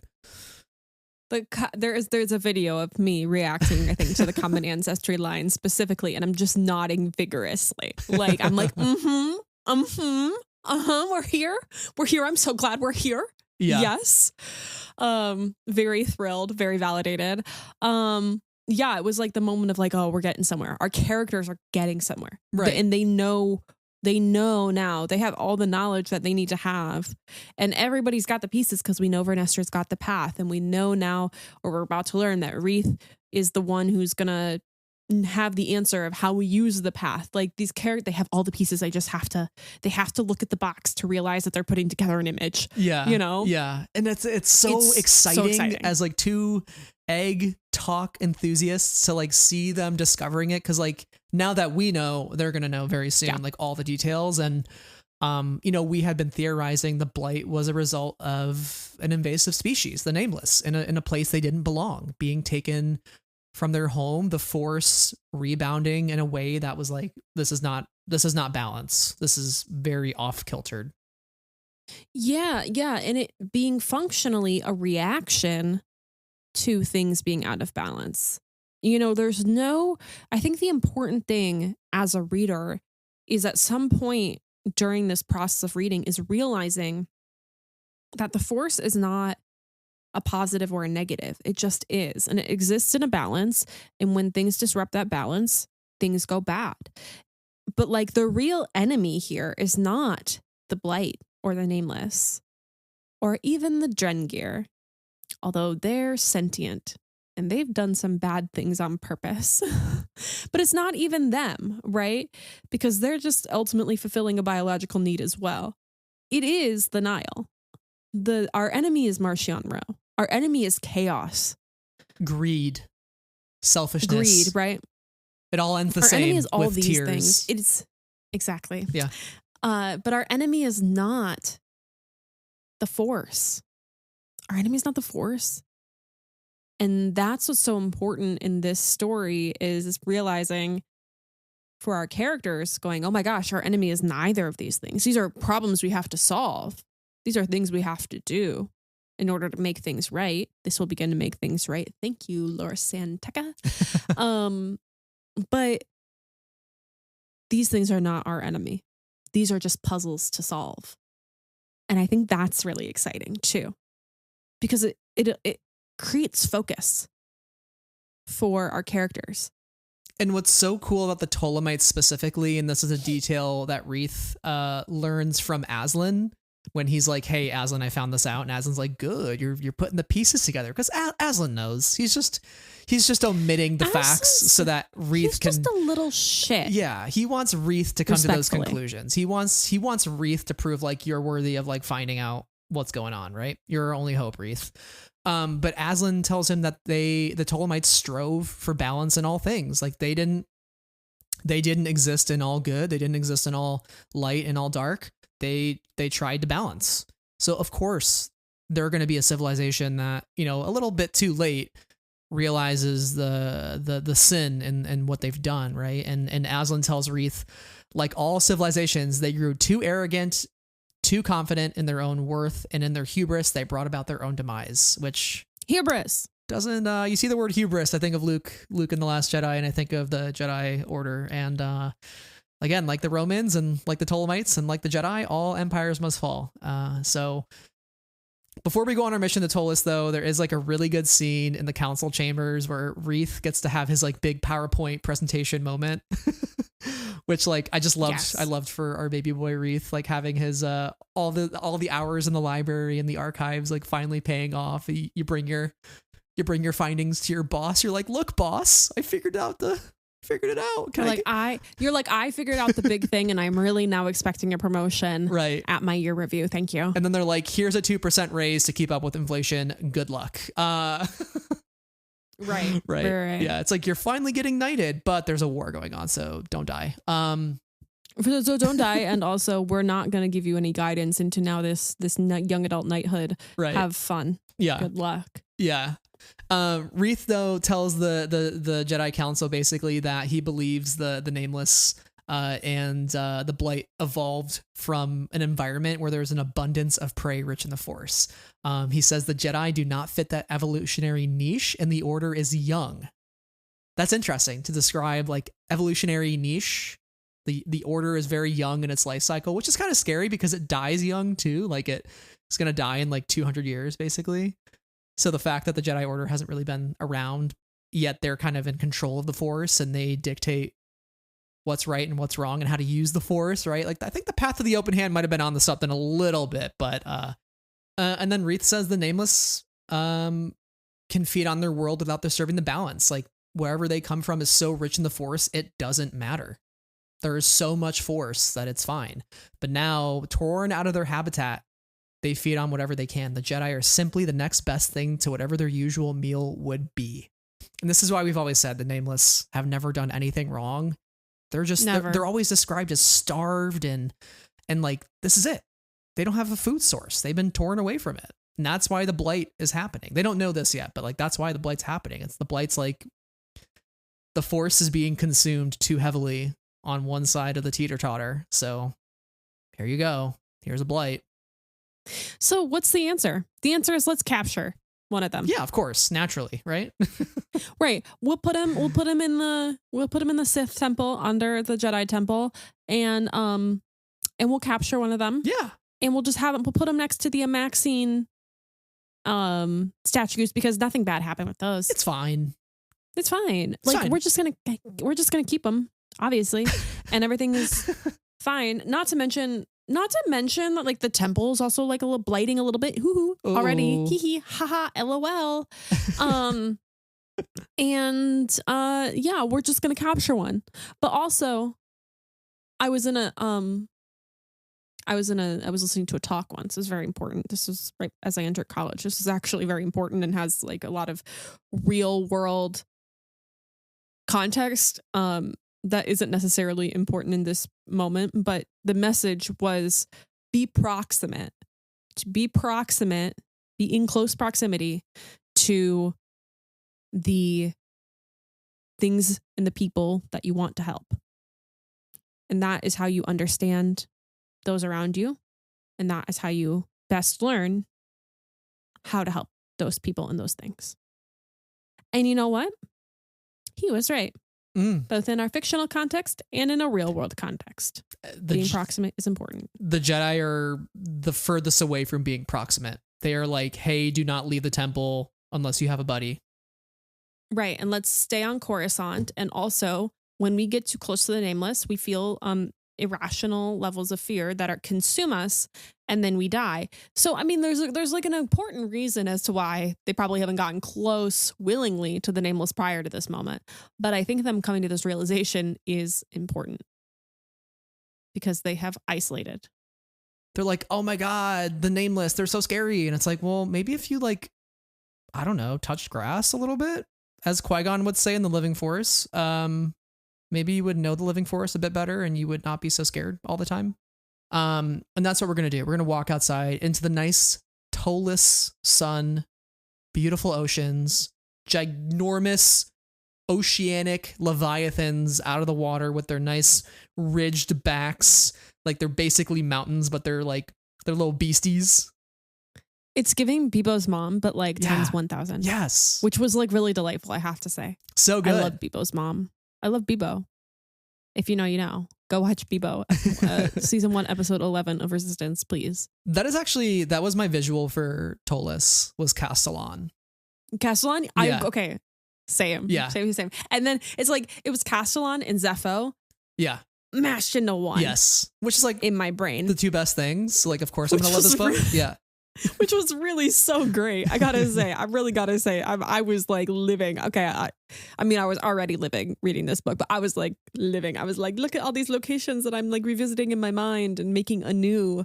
I love Star Wars. Yeah, it's so good. But I love too about these beasts, Reath trying to connect with them the moment he gets to the planet.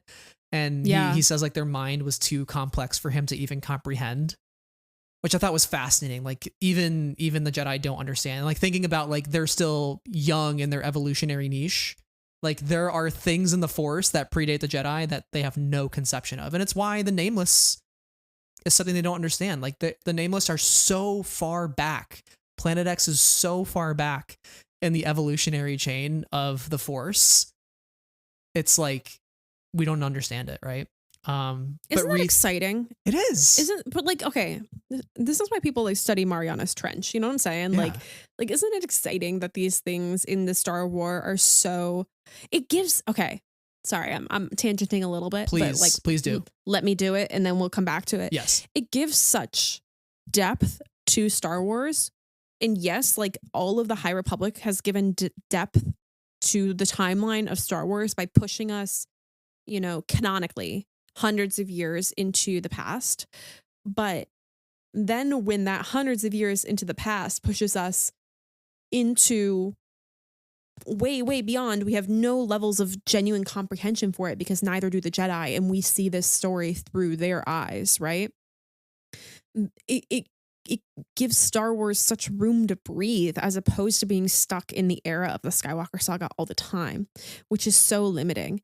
And I know that like outside of canon and in the Legends space, we have the Old Republic, which has been like referenced a couple of times in canon, but I don't think we've quite gotten there to a point where it feels fully formed. And I hope that we get there within the canon because that would be really exciting. But I love getting this depth. It also reminds me of when we go to, God, I'm forgetting the name, but when we go visit the Chiss societies. Oh yeah. In the latest Thrawn trilogy, Chaos, Thrawn Ascendancy, right? Yeah, Ascendancy, Chaos Rising, right? Yeah, the Ascendancy trilogy, and we get the Skywalkers, and we get this society that exists outside of the Gaffa, and is a little bit different. It gives Star Wars such tangibility and such roominess that it doesn't otherwise have. Kairos. So I love that. Kairos and Alphabet Squadron, right? Like her. Oh my God. Kairos. Oh, my love. I love you, Kairos. Smooches for Kairos. Yeah. I gotta go. Star Wars needs to be weird. Like chapter 18 of Shadowfall, Star Wars needs to be weird. And not even weird, but just different. It needs to be like unlike what we're familiar with. And I think that's when it's at its best. Planet X is like that. Planet X gives us weird. Yeah. And I this conversation now, and like I think we just need to keep going farther back. And the Tolemites are a part of that. These creatures are part of that. Like Bebo, Castellan, that's all a part of that. Like all the stuff that just builds the worlds out. And writing of the Thrawn Ascendancy trilogy aside, which I enjoyed it quite a bit. The world building in it was to levels that, you know, we don't often see in Star Wars, right? No, I love it. Yeah. So what I'm saying is please save me, James Mangold, Dawn of the Jedi movie. Please save me, Dawn of the Jedi movie, allegedly written by Beau Willimon, the writer of One Way Out. Please save me.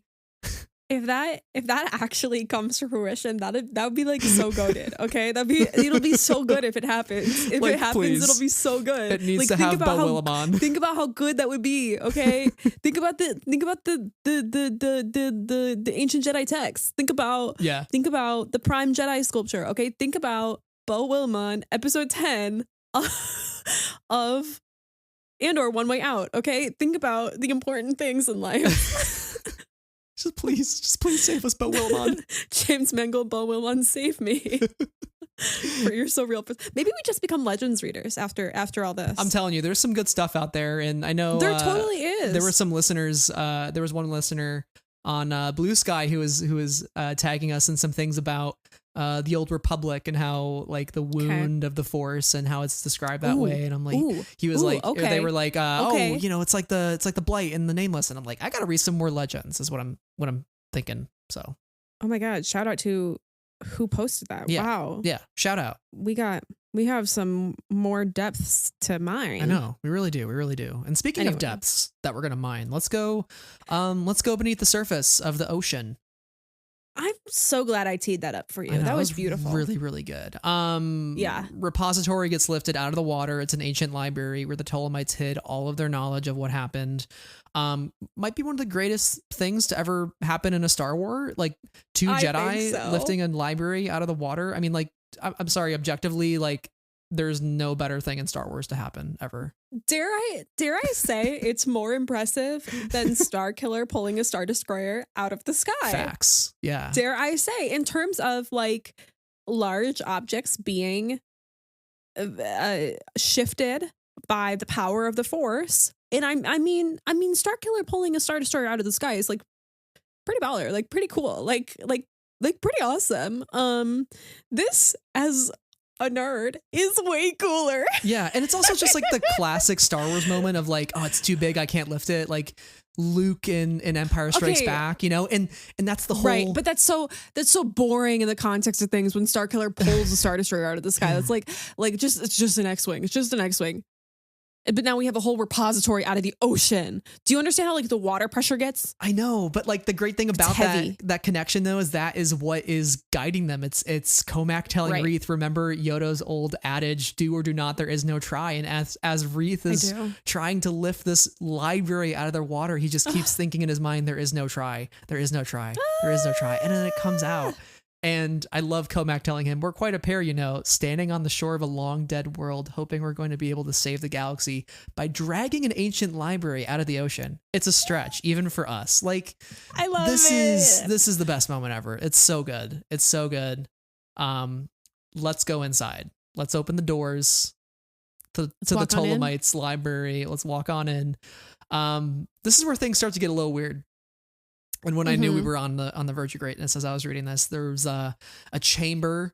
It says there's a motif. The only motif in the chamber on the walls was 3 interlocking circles carved into a stone wall, into a larger circle. That's where I was like, Mortis? Yeah, and it also Mortis, is that you? It was the same pattern as Aslan's puzzle box that he was toying with back on Coruscant. So, which also like, what the fuck does that mean? Yeah. I got my eye on you, Aslan Rel. Totally. I was also thinking Mortis because, you know, typically with 3 circles, we're thinking the hands and the 3 circles. And so I could be part of it. It could be an older, you know, 20,000 years ago. Like maybe they worshipped the Mortis gods and maybe this is their version of it. Right. And there's 6 stone circles in here that represent the planets. Right. And so Comac and Reath realize they have to rotate all these planets to be in some sort of alignment, and then Sarah, once that does happen, things start moving, and what pops out of the floor? Oh, nothing big, just 3 tall pedestals made out of pure kyber, which just happened to be tombs for the 3 ancients of the Tolemites. Nothing serious. Nothing consequential. Yeah, it's fine. It's just the mummified remains of the 3 ancients, you know, like the guys. The guys. Yeah. The important guys. Even more important than my favorite guys, you know? Yeah. Losing my mind at this point. Brain exploding. George Mann, how did you do it? Your mind, my guy. My God. Give me your address. I will send you a fruit basket. Like I will send you a plate of chocolates. It's so serious for me. This was incredible. So their coffins, firstly, are made out of pure kyber. Let's think about this for 2 seconds. Holy moly. We do not see kyber like that. Kyber goes in the saber, you know, in that tiny little bit. You can go to Galaxy's Edge and you can buy the kyber, and that's how big it is. Now think about ancients. It says 3 tall pedestals like the tip of a Leviathan's fingers. So I'm imagining the Tolemites were big. Yeah, They're me too. They're giving large. Very large. Do we think they were humanoid? I don't think so. Like, because it says they had golden discs like halos on their masks. So, like, I'm imagining a pretty big facial structure. So, like, this is where I think about the Zepho. Yeah, I'm thinking like Zepho. I'm thinking that kind of size and scale of a being. Unrelated, but do we think that over the centuries, beings in the galaxy far, far away evolved to be smaller because the Zepho were also large?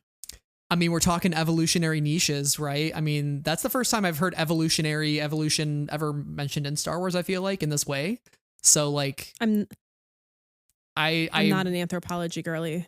Who knows? Maybe the Tolemites are the version of what apes and monkeys were to humans, you know?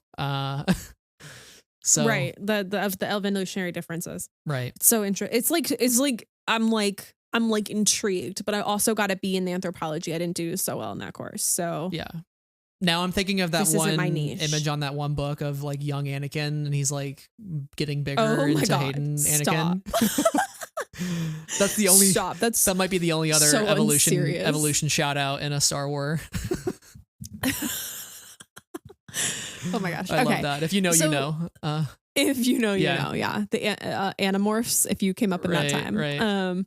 Okay. So we have 3 Kyber coffins, and what do you naturally do with that? You touch them, right? That's what you're supposed to do. Literally, obviously. It's giving like Prometheus, where they like go to the planet and they're like, ooh, a thing of goo. Let me put my face right in front of it. Come on, Reath. Yeah. Reath, you're supposed to be a scientist now. You're supposed to know better than to just touch. It's like the guy in Last Jedi where he's like, I'll eat the planet. Ooh, it tastes like salt. Come on. But it's also like giving the Indiana Jones Afra of it all. I'm an adventurer and I'm gonna do the crazy thing. Right. Which I love. You gotta respect, because I wouldn't do it, so it's fine. Right, and it's kind that we have characters to do it, so we can get these crazy fucking visions. Yes. And don't we just characteristically love visions in Star Wars, including Star Wars visions, characters that have visions. Oh yeah. The idea of visions. The word visions. Visions season 3. Love to see it. That's what I'm saying. That's what I'm saying. Yeah. Absolutely. So we're gonna like popcorn style each. So Reath touches this, and he inhabits the memories of the ancient that he touches, and so there's like a couple key parts of this vision that he goes through, and kind of a new discovery each time. And so we're gonna kind of popcorn plot it, you know, old Star Wars Resistance style. You know, we talked about Castellan and Bebo. So we're going to popcorn plot. We're going to go through it together. We're really one by one. This is really a Friends of the Force episode. Yeah. This is a real banger. If you missed this one, I feel bad for you. Couldn't be me. Yeah. I should have taken a shot of Fireball before we recorded this too. I think so. Yeah, it's delicious. I know. I want what you're having, you know? Okay.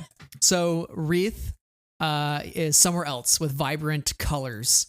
There's creatures everywhere. There's 4-legged ones that are purple and blue. And of course we know from concept art, these are Nameless. Like these are their peaceful, proud, beautiful, serene selves that we knew them to be before they left and became gangly, gnarled, sickly creatures that they are currently under Marchion. And I love the detail here where Reath says, or thinks to himself, just watching them made Reath smile.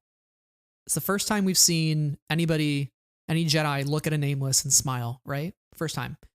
And they're playing with their young. They're just being these beautiful, peaceful creatures. And here come the Tolemites with their electrified nets. Reath's got one in his hands. He realizes the horror and the shock of it. And that's when we get into the next memory. Popcorn over the Sarah. He's now running from the creatures. He's being hunted. And the people around him are turned to ashen heaps in his home. And the beast is there again. They're Nameless, malformed, sickly, has this sort of insatiable hunger that's caused such desperation that we're in this moment. It had once been a peaceful creature back in the grassy fields of its home, but now it was a predator and nothing could stand in its way. Popcorn. Who am I going to popcorn to? Oh my God, it's me. Or is it Nubs in the background? It's me. now we're standing on a mountain. The blight is spreading across Tolis, and it says here, quote, "It was a judgment, a curse. His people upset the balance of the force, and this was the consequence. A wave of horror spreading throughout the galaxy, cause and effect. He could see it so clearly, one event leading to another, the reason for everything that was happening, a dying culture on a dying planet. Sorrow was all that was left. Sorrow and the need to make amends." Popcorn. To me, oh my gosh. Okay. The Tolemites quote, "The Tolemites had died because they had brought the creatures where they didn't belong." Ding ding ding ding ding ding ding ding ding ding ding ding ding ding ding ding. That's the sin done on the Nameless. That's the sin done. That's the sin done on the Nameless. Guys. That's the sin. That's the sin. And it's interesting because we knew that was a sin, but we didn't know how far the original sin went back, because we were like, oh, it was a phase 2 sin. No. It's a phase -10 sin. Phase -10, maybe -15 sin. I hope they announce that at Celebration Japan. Like, we're doing -10 more phases of the High Republic, by the way. That's beautiful. No notes. They had brought the creatures where they didn't belong, and now the creatures were going to die too. So this not only caused destruction to themselves, caused destruction to these peaceful creatures. But there are a few Tolemites left, including our ancients. Well, it's primarily our ancients. It's our ancients. And there's a single glimmer of hope. If that is that not what it's all about? Is not what this is all about? They crafted 3 rods to be wielded by each of the ancients. Now, if you're thinking to yourself, wait a second, I know you. Who are you? That's what it is. It is. If you're thinking to yourself, wait a second, I know a couple of those rods. Yeah, you do, because that's the rod of seasons and the rod of daybreak, baby. Holy fuck. Yeah. This is the moment where I went, because like, yeah, but okay, so the rods have been created by the ancients, but each will be inlaid, quote, with a precious gem, a stone that they had learned was imbued with the power to steer and guide the creatures, a tool to shepherd them home. When I tell you, my brain exploded, and I just so happened to also catch this on camera. Will it be shared with the public? Probably not. But TBD. I was like, yeah. No. And it's also 1 a.m. So I was like really quiet about this, but I was like, oh my God. Okay. They would return the creatures from the world which they had been taken. They could not make recompense for what they had done, but they could do this, and they could hope that it would be enough. They decided that they were going to cleanse the sin done to the Nameless and leave a repository to tell people their story. And it just so happens that our good boy Reath is the one who needed to hear it, who needed to have that knowledge. But the Tolemites had paid a price for their folly. Once they'd been a proud people who had only looked to a bright, endless future of progress and happiness and a life among the stars. But greed and hubris had led them to this. And now their legacy would be nothing but ruination and blame. The dust of their husk worlds would drift among the stars for eternity.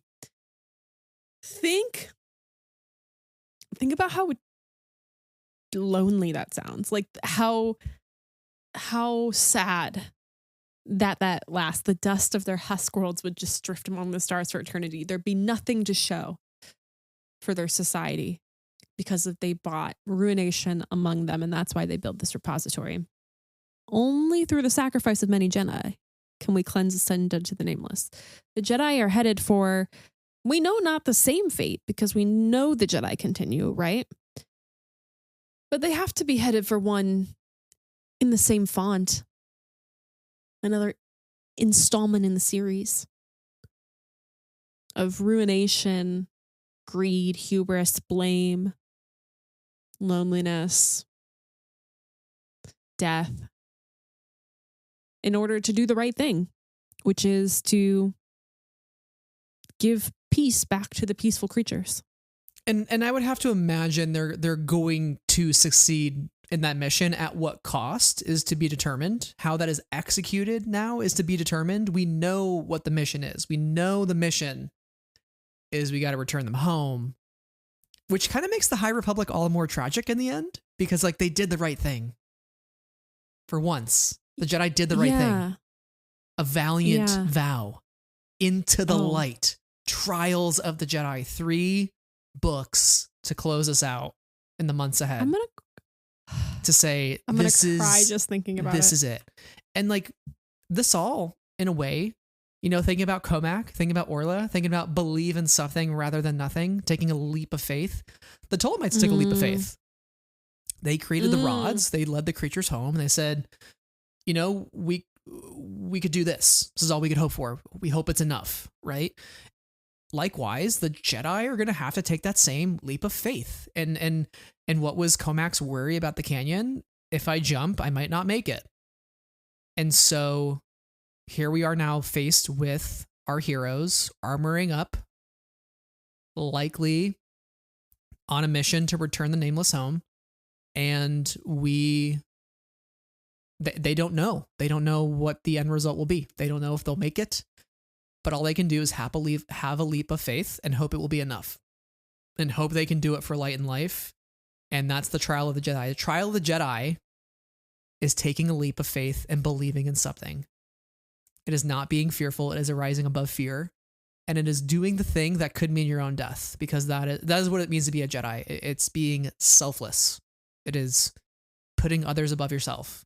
And like, what a noble mission that might be. Confronting fear is the destiny of the Jedi. Mm-hmm. And how do we confront fear? As Reath learns, it's asking others for help. Right? Taking a leap of faith. And this is what he reflects on later in the book. Well, one, I love when he comes out of the vision and he says, "I understand now." Like that's just like no other words to speak. Like George Mann definitely dropped the mic there. But George Mann, I love you. Towards the end of the book, it says, uncovering the truth about the Tolemites. That felt like a trial, a test. Quote, he had learned that it was okay to acknowledge his fear, to recognize when he was scared or angry or ashamed. A Jedi could still feel.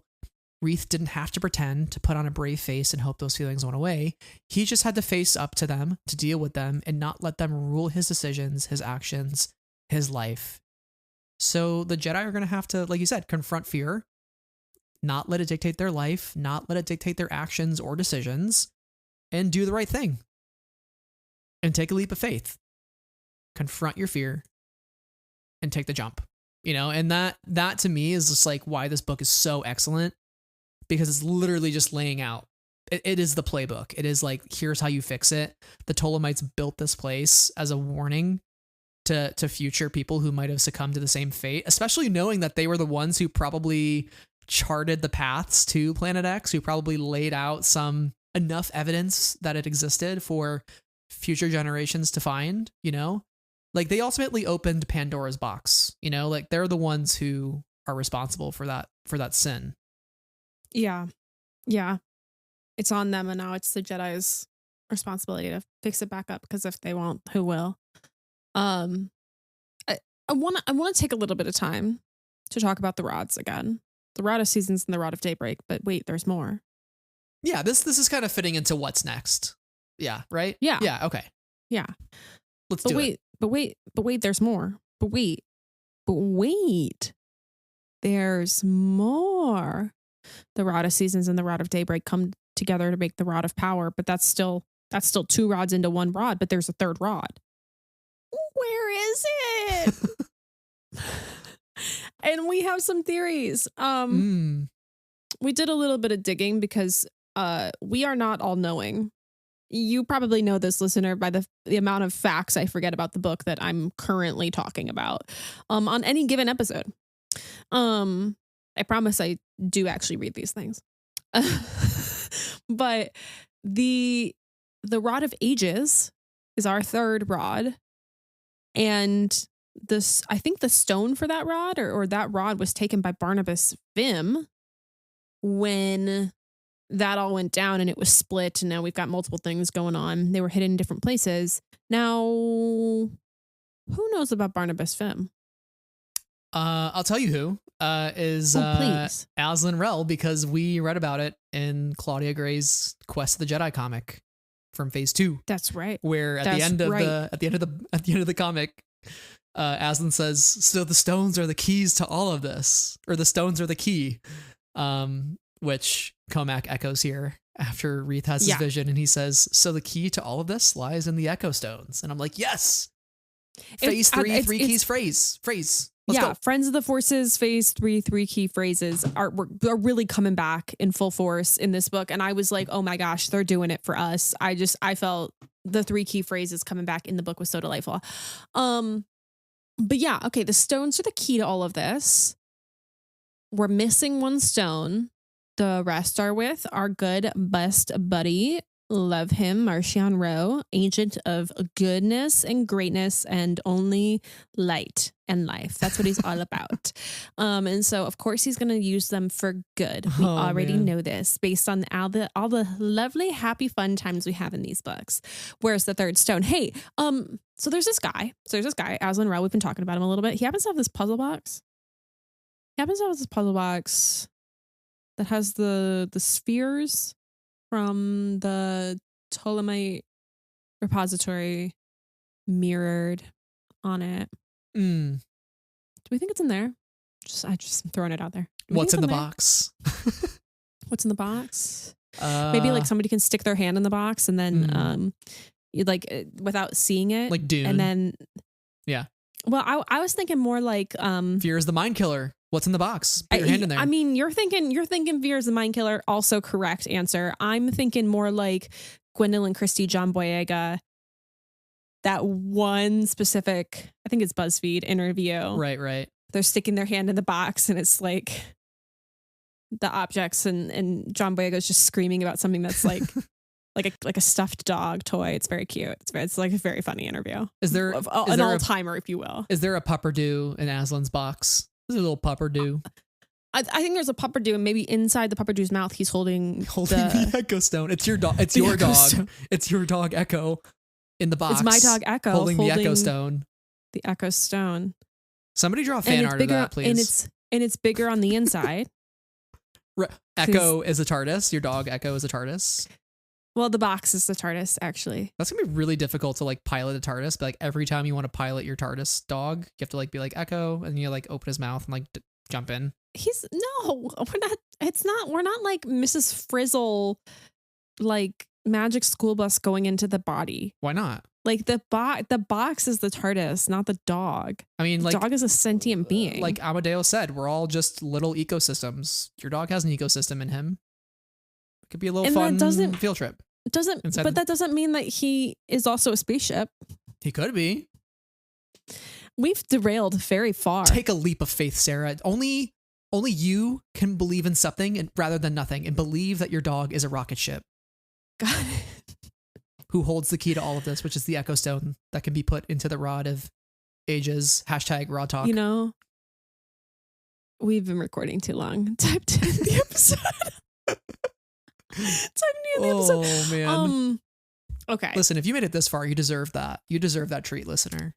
I don't know if that was a treat, honestly. So Marcian's got him. Aslan probably has it. Also, yes. I go back once again to my favorite reference point in this episode, which is the fucking images of them in the armor. And Aslan's got a purple looking ass crystal in his cane. He does indeed. And so I think we're onto something. I think we are too. We're onto something. Yeah. And what's next? Is that what we're asking ourselves? Yeah. What's next? Yeah. Reath had a couple of questions that he posed. Okay. And maybe we can go through each of these and kind of like a what did we learn today class lesson. Which first off, like again, can we just emphasize we did it. We have to cleanse this in. We have to bring the little babies home. That's right. That's it. That's how you stop it, right? And so Reath's first question is, will taking them back home stop the blight? Yes. Yes.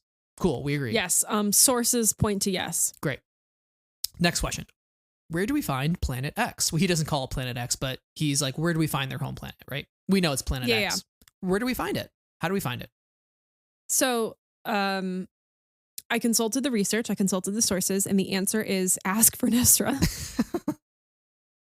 The answer is ask for Nestra. Mm-hmm. She happens to know. Yep. She hasn't really talked about it much, but she probably would tell you if the fate of the galaxy depended on it. Yes. Yep. And we know from the end of Defy the Storm when she talks to what's her face? I forget what her name is. The lady with the cool hair, cool rainbow hair. Diva Lompop. Diva Lompop. Thank you. Oh my gosh. When Diva Lompop like draws the coordinates in the dirt and like the wind blows it away. Because Diva Lompop's people have been around in the galaxy for a very, very long time. And her people had I forget the name of what they called those coordinates, but there's like an ancient language or ancient word for it. It's in our notes if you want to, if I can vamp for a couple minutes while you pull up our Defy the Storm notes. But yeah, Vernestra Rwoh has the path. We know Maria Santeca gave her the path out of the shadows all the way back in phase 1. And Aslan pokes a little fun at her when, they're talking because she has her suspicions throughout the book. And he tells her, how astute of you, Vernestra, and yet we all have our own path, don't we? Is it coordinates to Josanna Taknadu Yes. Shani, aka the inverted path or the path of contradictions? Yes, that's it. I had forgotten about that title. That's so Big one. The inverted path or the path of contradictions. Yes. And so Vernestra has the path. How does Aslan know, by the way, that Vernestra has the path is another question. He knows far too much. He knows far too much to be so cagey. Yeah. Okay, so Vernestra, that's the answer there. Next question. Where are the rods or the echo stones? Which we've kind of already addressed. Right. Ask Aslan. He probably knows. Yeah, which is funny because like Reath's whole speech to him at the end is like, Aslan, what you want in that box is not what you think you're gonna get. Like you need to look inside yourself. And it's then he's gonna be coming back like 2 days later. He's like, actually, Aslan, can I just see the box so I can prove you wrong? And he's gonna take it and run away. But I actually think that Aslan I think that statement is really, really important because I don't think we're gonna get Aslan on the path to like goodness. He's not gonna like be the poster child for being a good boy, He's no Stellangios, right? Right. He's never gonna be Stellangios. But I think there's the possibility that in all of this, he's kind of kicked into gear a little bit. Maybe, right? Like what you find in that box is not what you've been looking for. Like you have to look in the mirror. Maybe we move a little bit closer toward altruism. And then Aslan says, okay, so I've got this thing and maybe Reath was a little bit right. And maybe I would like to help because I understand what the answer is. And I still hate you guys. We're still not buddies and we're never going to be buddies ever again. But like, maybe this is how I find a tiny bit of inner peace. Is by doing the right thing for once in my freaking life. Oh my God, you're so right. Because Reath says the heart of the puzzle is just a mirror reflecting back at you. You're the answer. Don't you see that? Whatever it is you're searching for is inside of you. Yes, that's what I'm saying. The box will not open unless you feel it. It's like a kyber crystal, right? Like kyber crystal senses who you are. It senses what you're about. Maybe the echo stone is the same way. The echo stone's sitting in that box.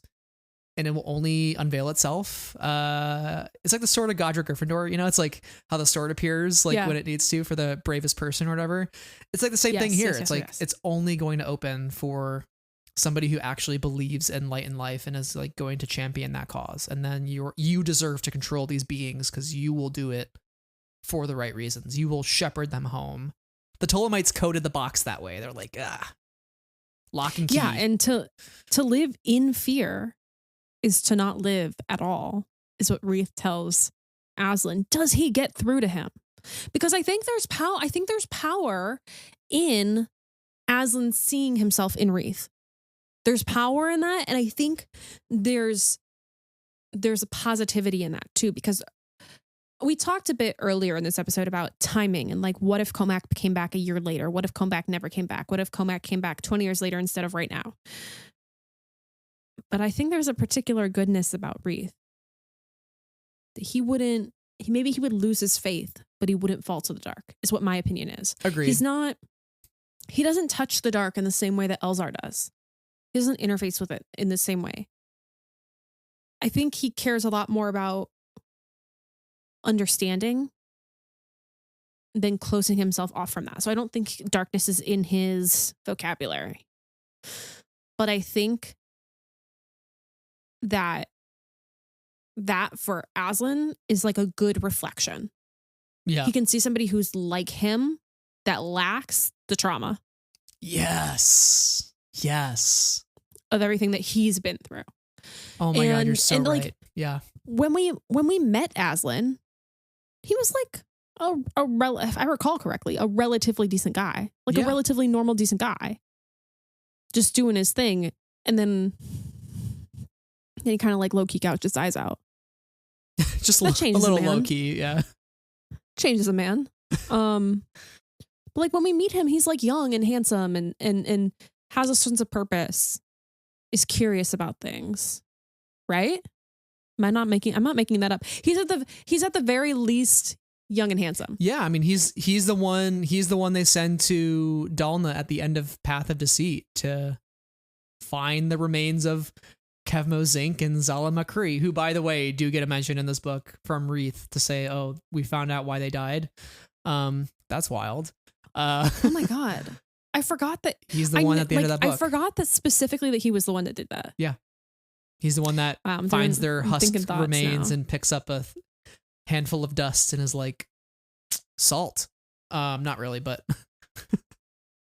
it's so sad. Yeah. That's so sad. And so like he was young too when that happened. There's a certain tragic poetry to that, of like him being the first to like kind of find the remains of the first victims, and then for him to then like become a victim himself for like 200 years.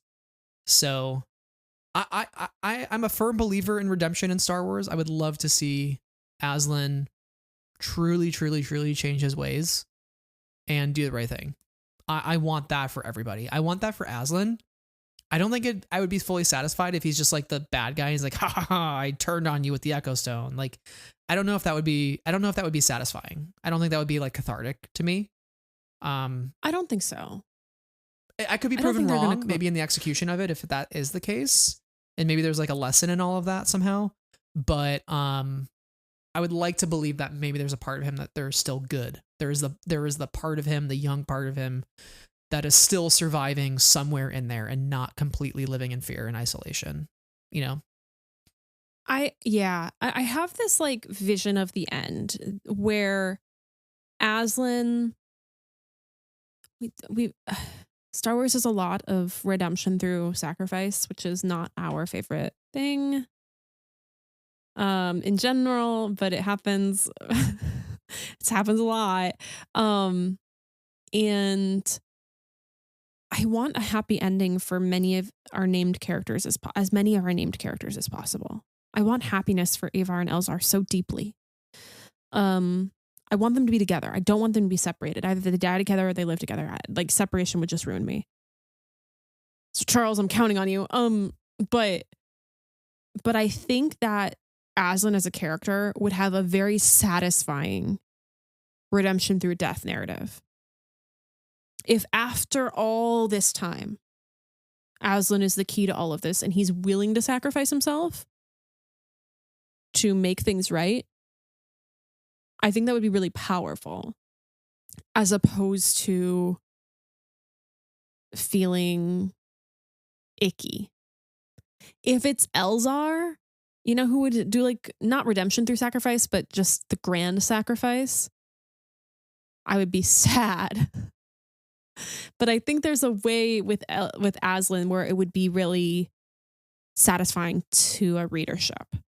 Well, yeah, I mean, like, and fear is keeping Aslan alive, essentially, right? So once the fear is gone, he will probably die peacefully anyways. So maybe in his eyes, it's like, if I'm going to die, I'd rather just die. Like, if I'm going to overcome fear and die, like, I'd rather like do it in a way that's like helping others, which is like the point Reath makes to him, that strength comes from not using fear as a power, but fear as a way to want to help others. to say like, let's get through that fear together. So like maybe Aslan has that moment of like, I'm going to help you. That is me overcoming my fear, is like, we can do this together. And I can't keep wallowing in a cell. I can't be alone. I can't be alone anymore. I've done it too long. Let's do something good together. I think that'd be cool. I would like that. I agree. I would like that. Let's read some. Let's do some final books. We could speculate for days, and I will say Trials of the Jedi again confirmed to be the final book. We have. Don't talk to me. Nobody look at me. Don't talk to me. I think we have crying Tears. Not Tears. Into the Light comes out on April 1st. So that is our next book, aside from Tempest Breaker, which we'll also be covering. Absolutely. But that's our next YA book, another Reath book to kick us off for Love wave him. 3. Smoochies to Reath. Yeah. Love you. We were so close. We're so close to the end. It's crazy.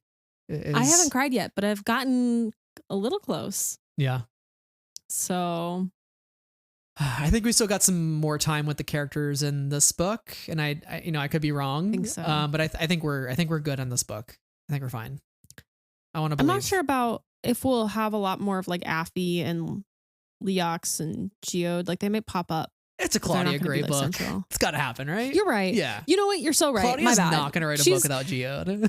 She's no not. I don't think she'd miss the opportunity to like do some sick Geode puns. Yeah. Because I mean, they were pretty good in this book, but like, there's nothing that beats like the original Geode puns written by Claudia Gray. Super good. This is kind of tying into, I guess, since we're here, like our odds and ends, like things that we didn't quite get to. So do you want to keep talking about the Vessel Crew? Because I know that was one of yours. Yeah, they're back and I love them. And Affy is more or less running the Bind Guild in its new iteration. And she's so full of optimism and hope. And she's like, you know, what if they're the victims just as much as we're the victims about the Nameless? And I'm like, oh, girl, you're so real for that.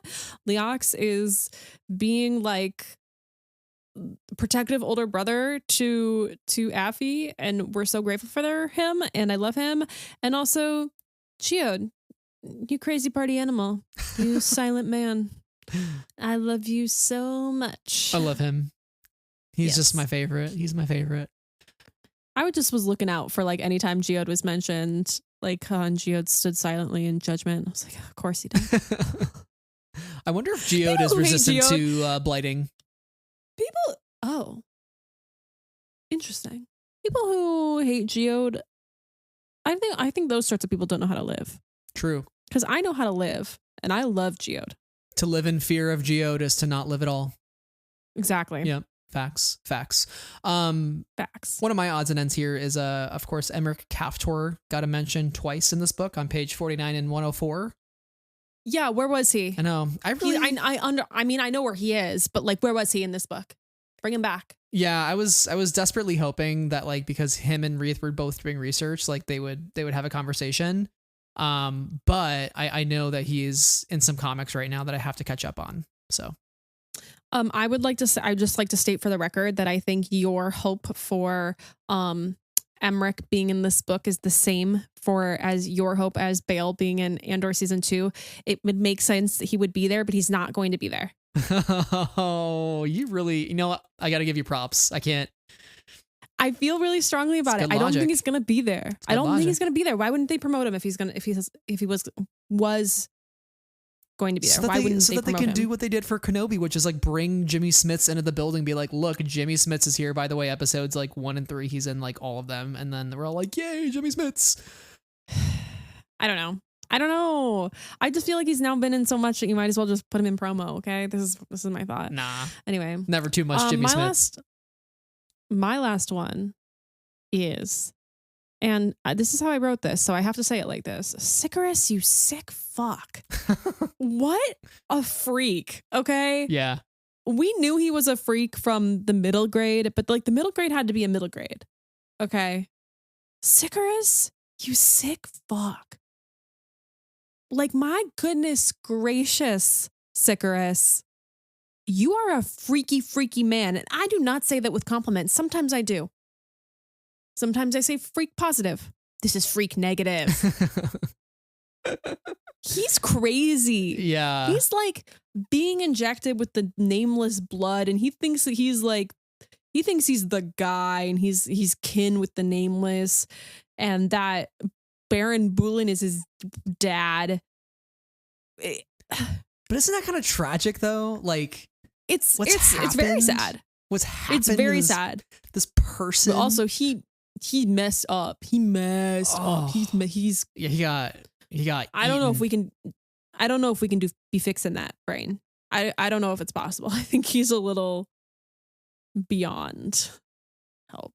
Yeah. But yeah, him end up getting chompy by his besties, the Nameless, was a fitting end for him. And I'm glad that he wasn't kind of like the focal point at the end of this book. I love though, like with Sycaris keeps talking about nine doors, a ninth door, and that was a allusion to the Brotherhood of the Ninth Door, which was one of the religious sects from Jeddah that we saw in the Battle of Jeddah by George Mann. So nice little George Mann Star Wars Easter egg. Right. So yes, love that. We love it when that happens. Much like the shield, which was like the best Easter egg of them all. I was so like, that was crazy. I'm sorry. That was crazy. But like, what a great bring it all together moment for George. And I'm happy. Yeah. I'm delighted. Yeah. My final one here is Yariel Poof, who during the council meeting is appearing via holo from Quen. From Quen. Which, if you have read The Living Force, listener, Quen is the old grand city from the days of the High Republic that the Jedi in the prequels go revisit. And, here we now get our first acknowledgement of it within a High Republic book, which is pretty cool. So, post Living Force, we're finally getting Quen mentioned. So I wonder if we'll end up there at any point. Probably not. I think it'll probably stay separate, kind of more illusionary in the background. But I thought it was really cool. And of course, Yariel being there, who's also in the Living Force and is a council member for quite a long time. So for a very long time. He old. Very old. Yeah. Yeah. So that's all I had. Did you have any others, Sarah? I don't think so. I think, let me think. Let me do a quick scroll. No, nothing else. Nothing else. Does that mean? Else. I mean, probably other things, but like not right now. Does that mean we're done? Almost 3 hours later? Typical. I don't want to close this book. Me neither. But it means we can start some other great books that we have on our docket right now.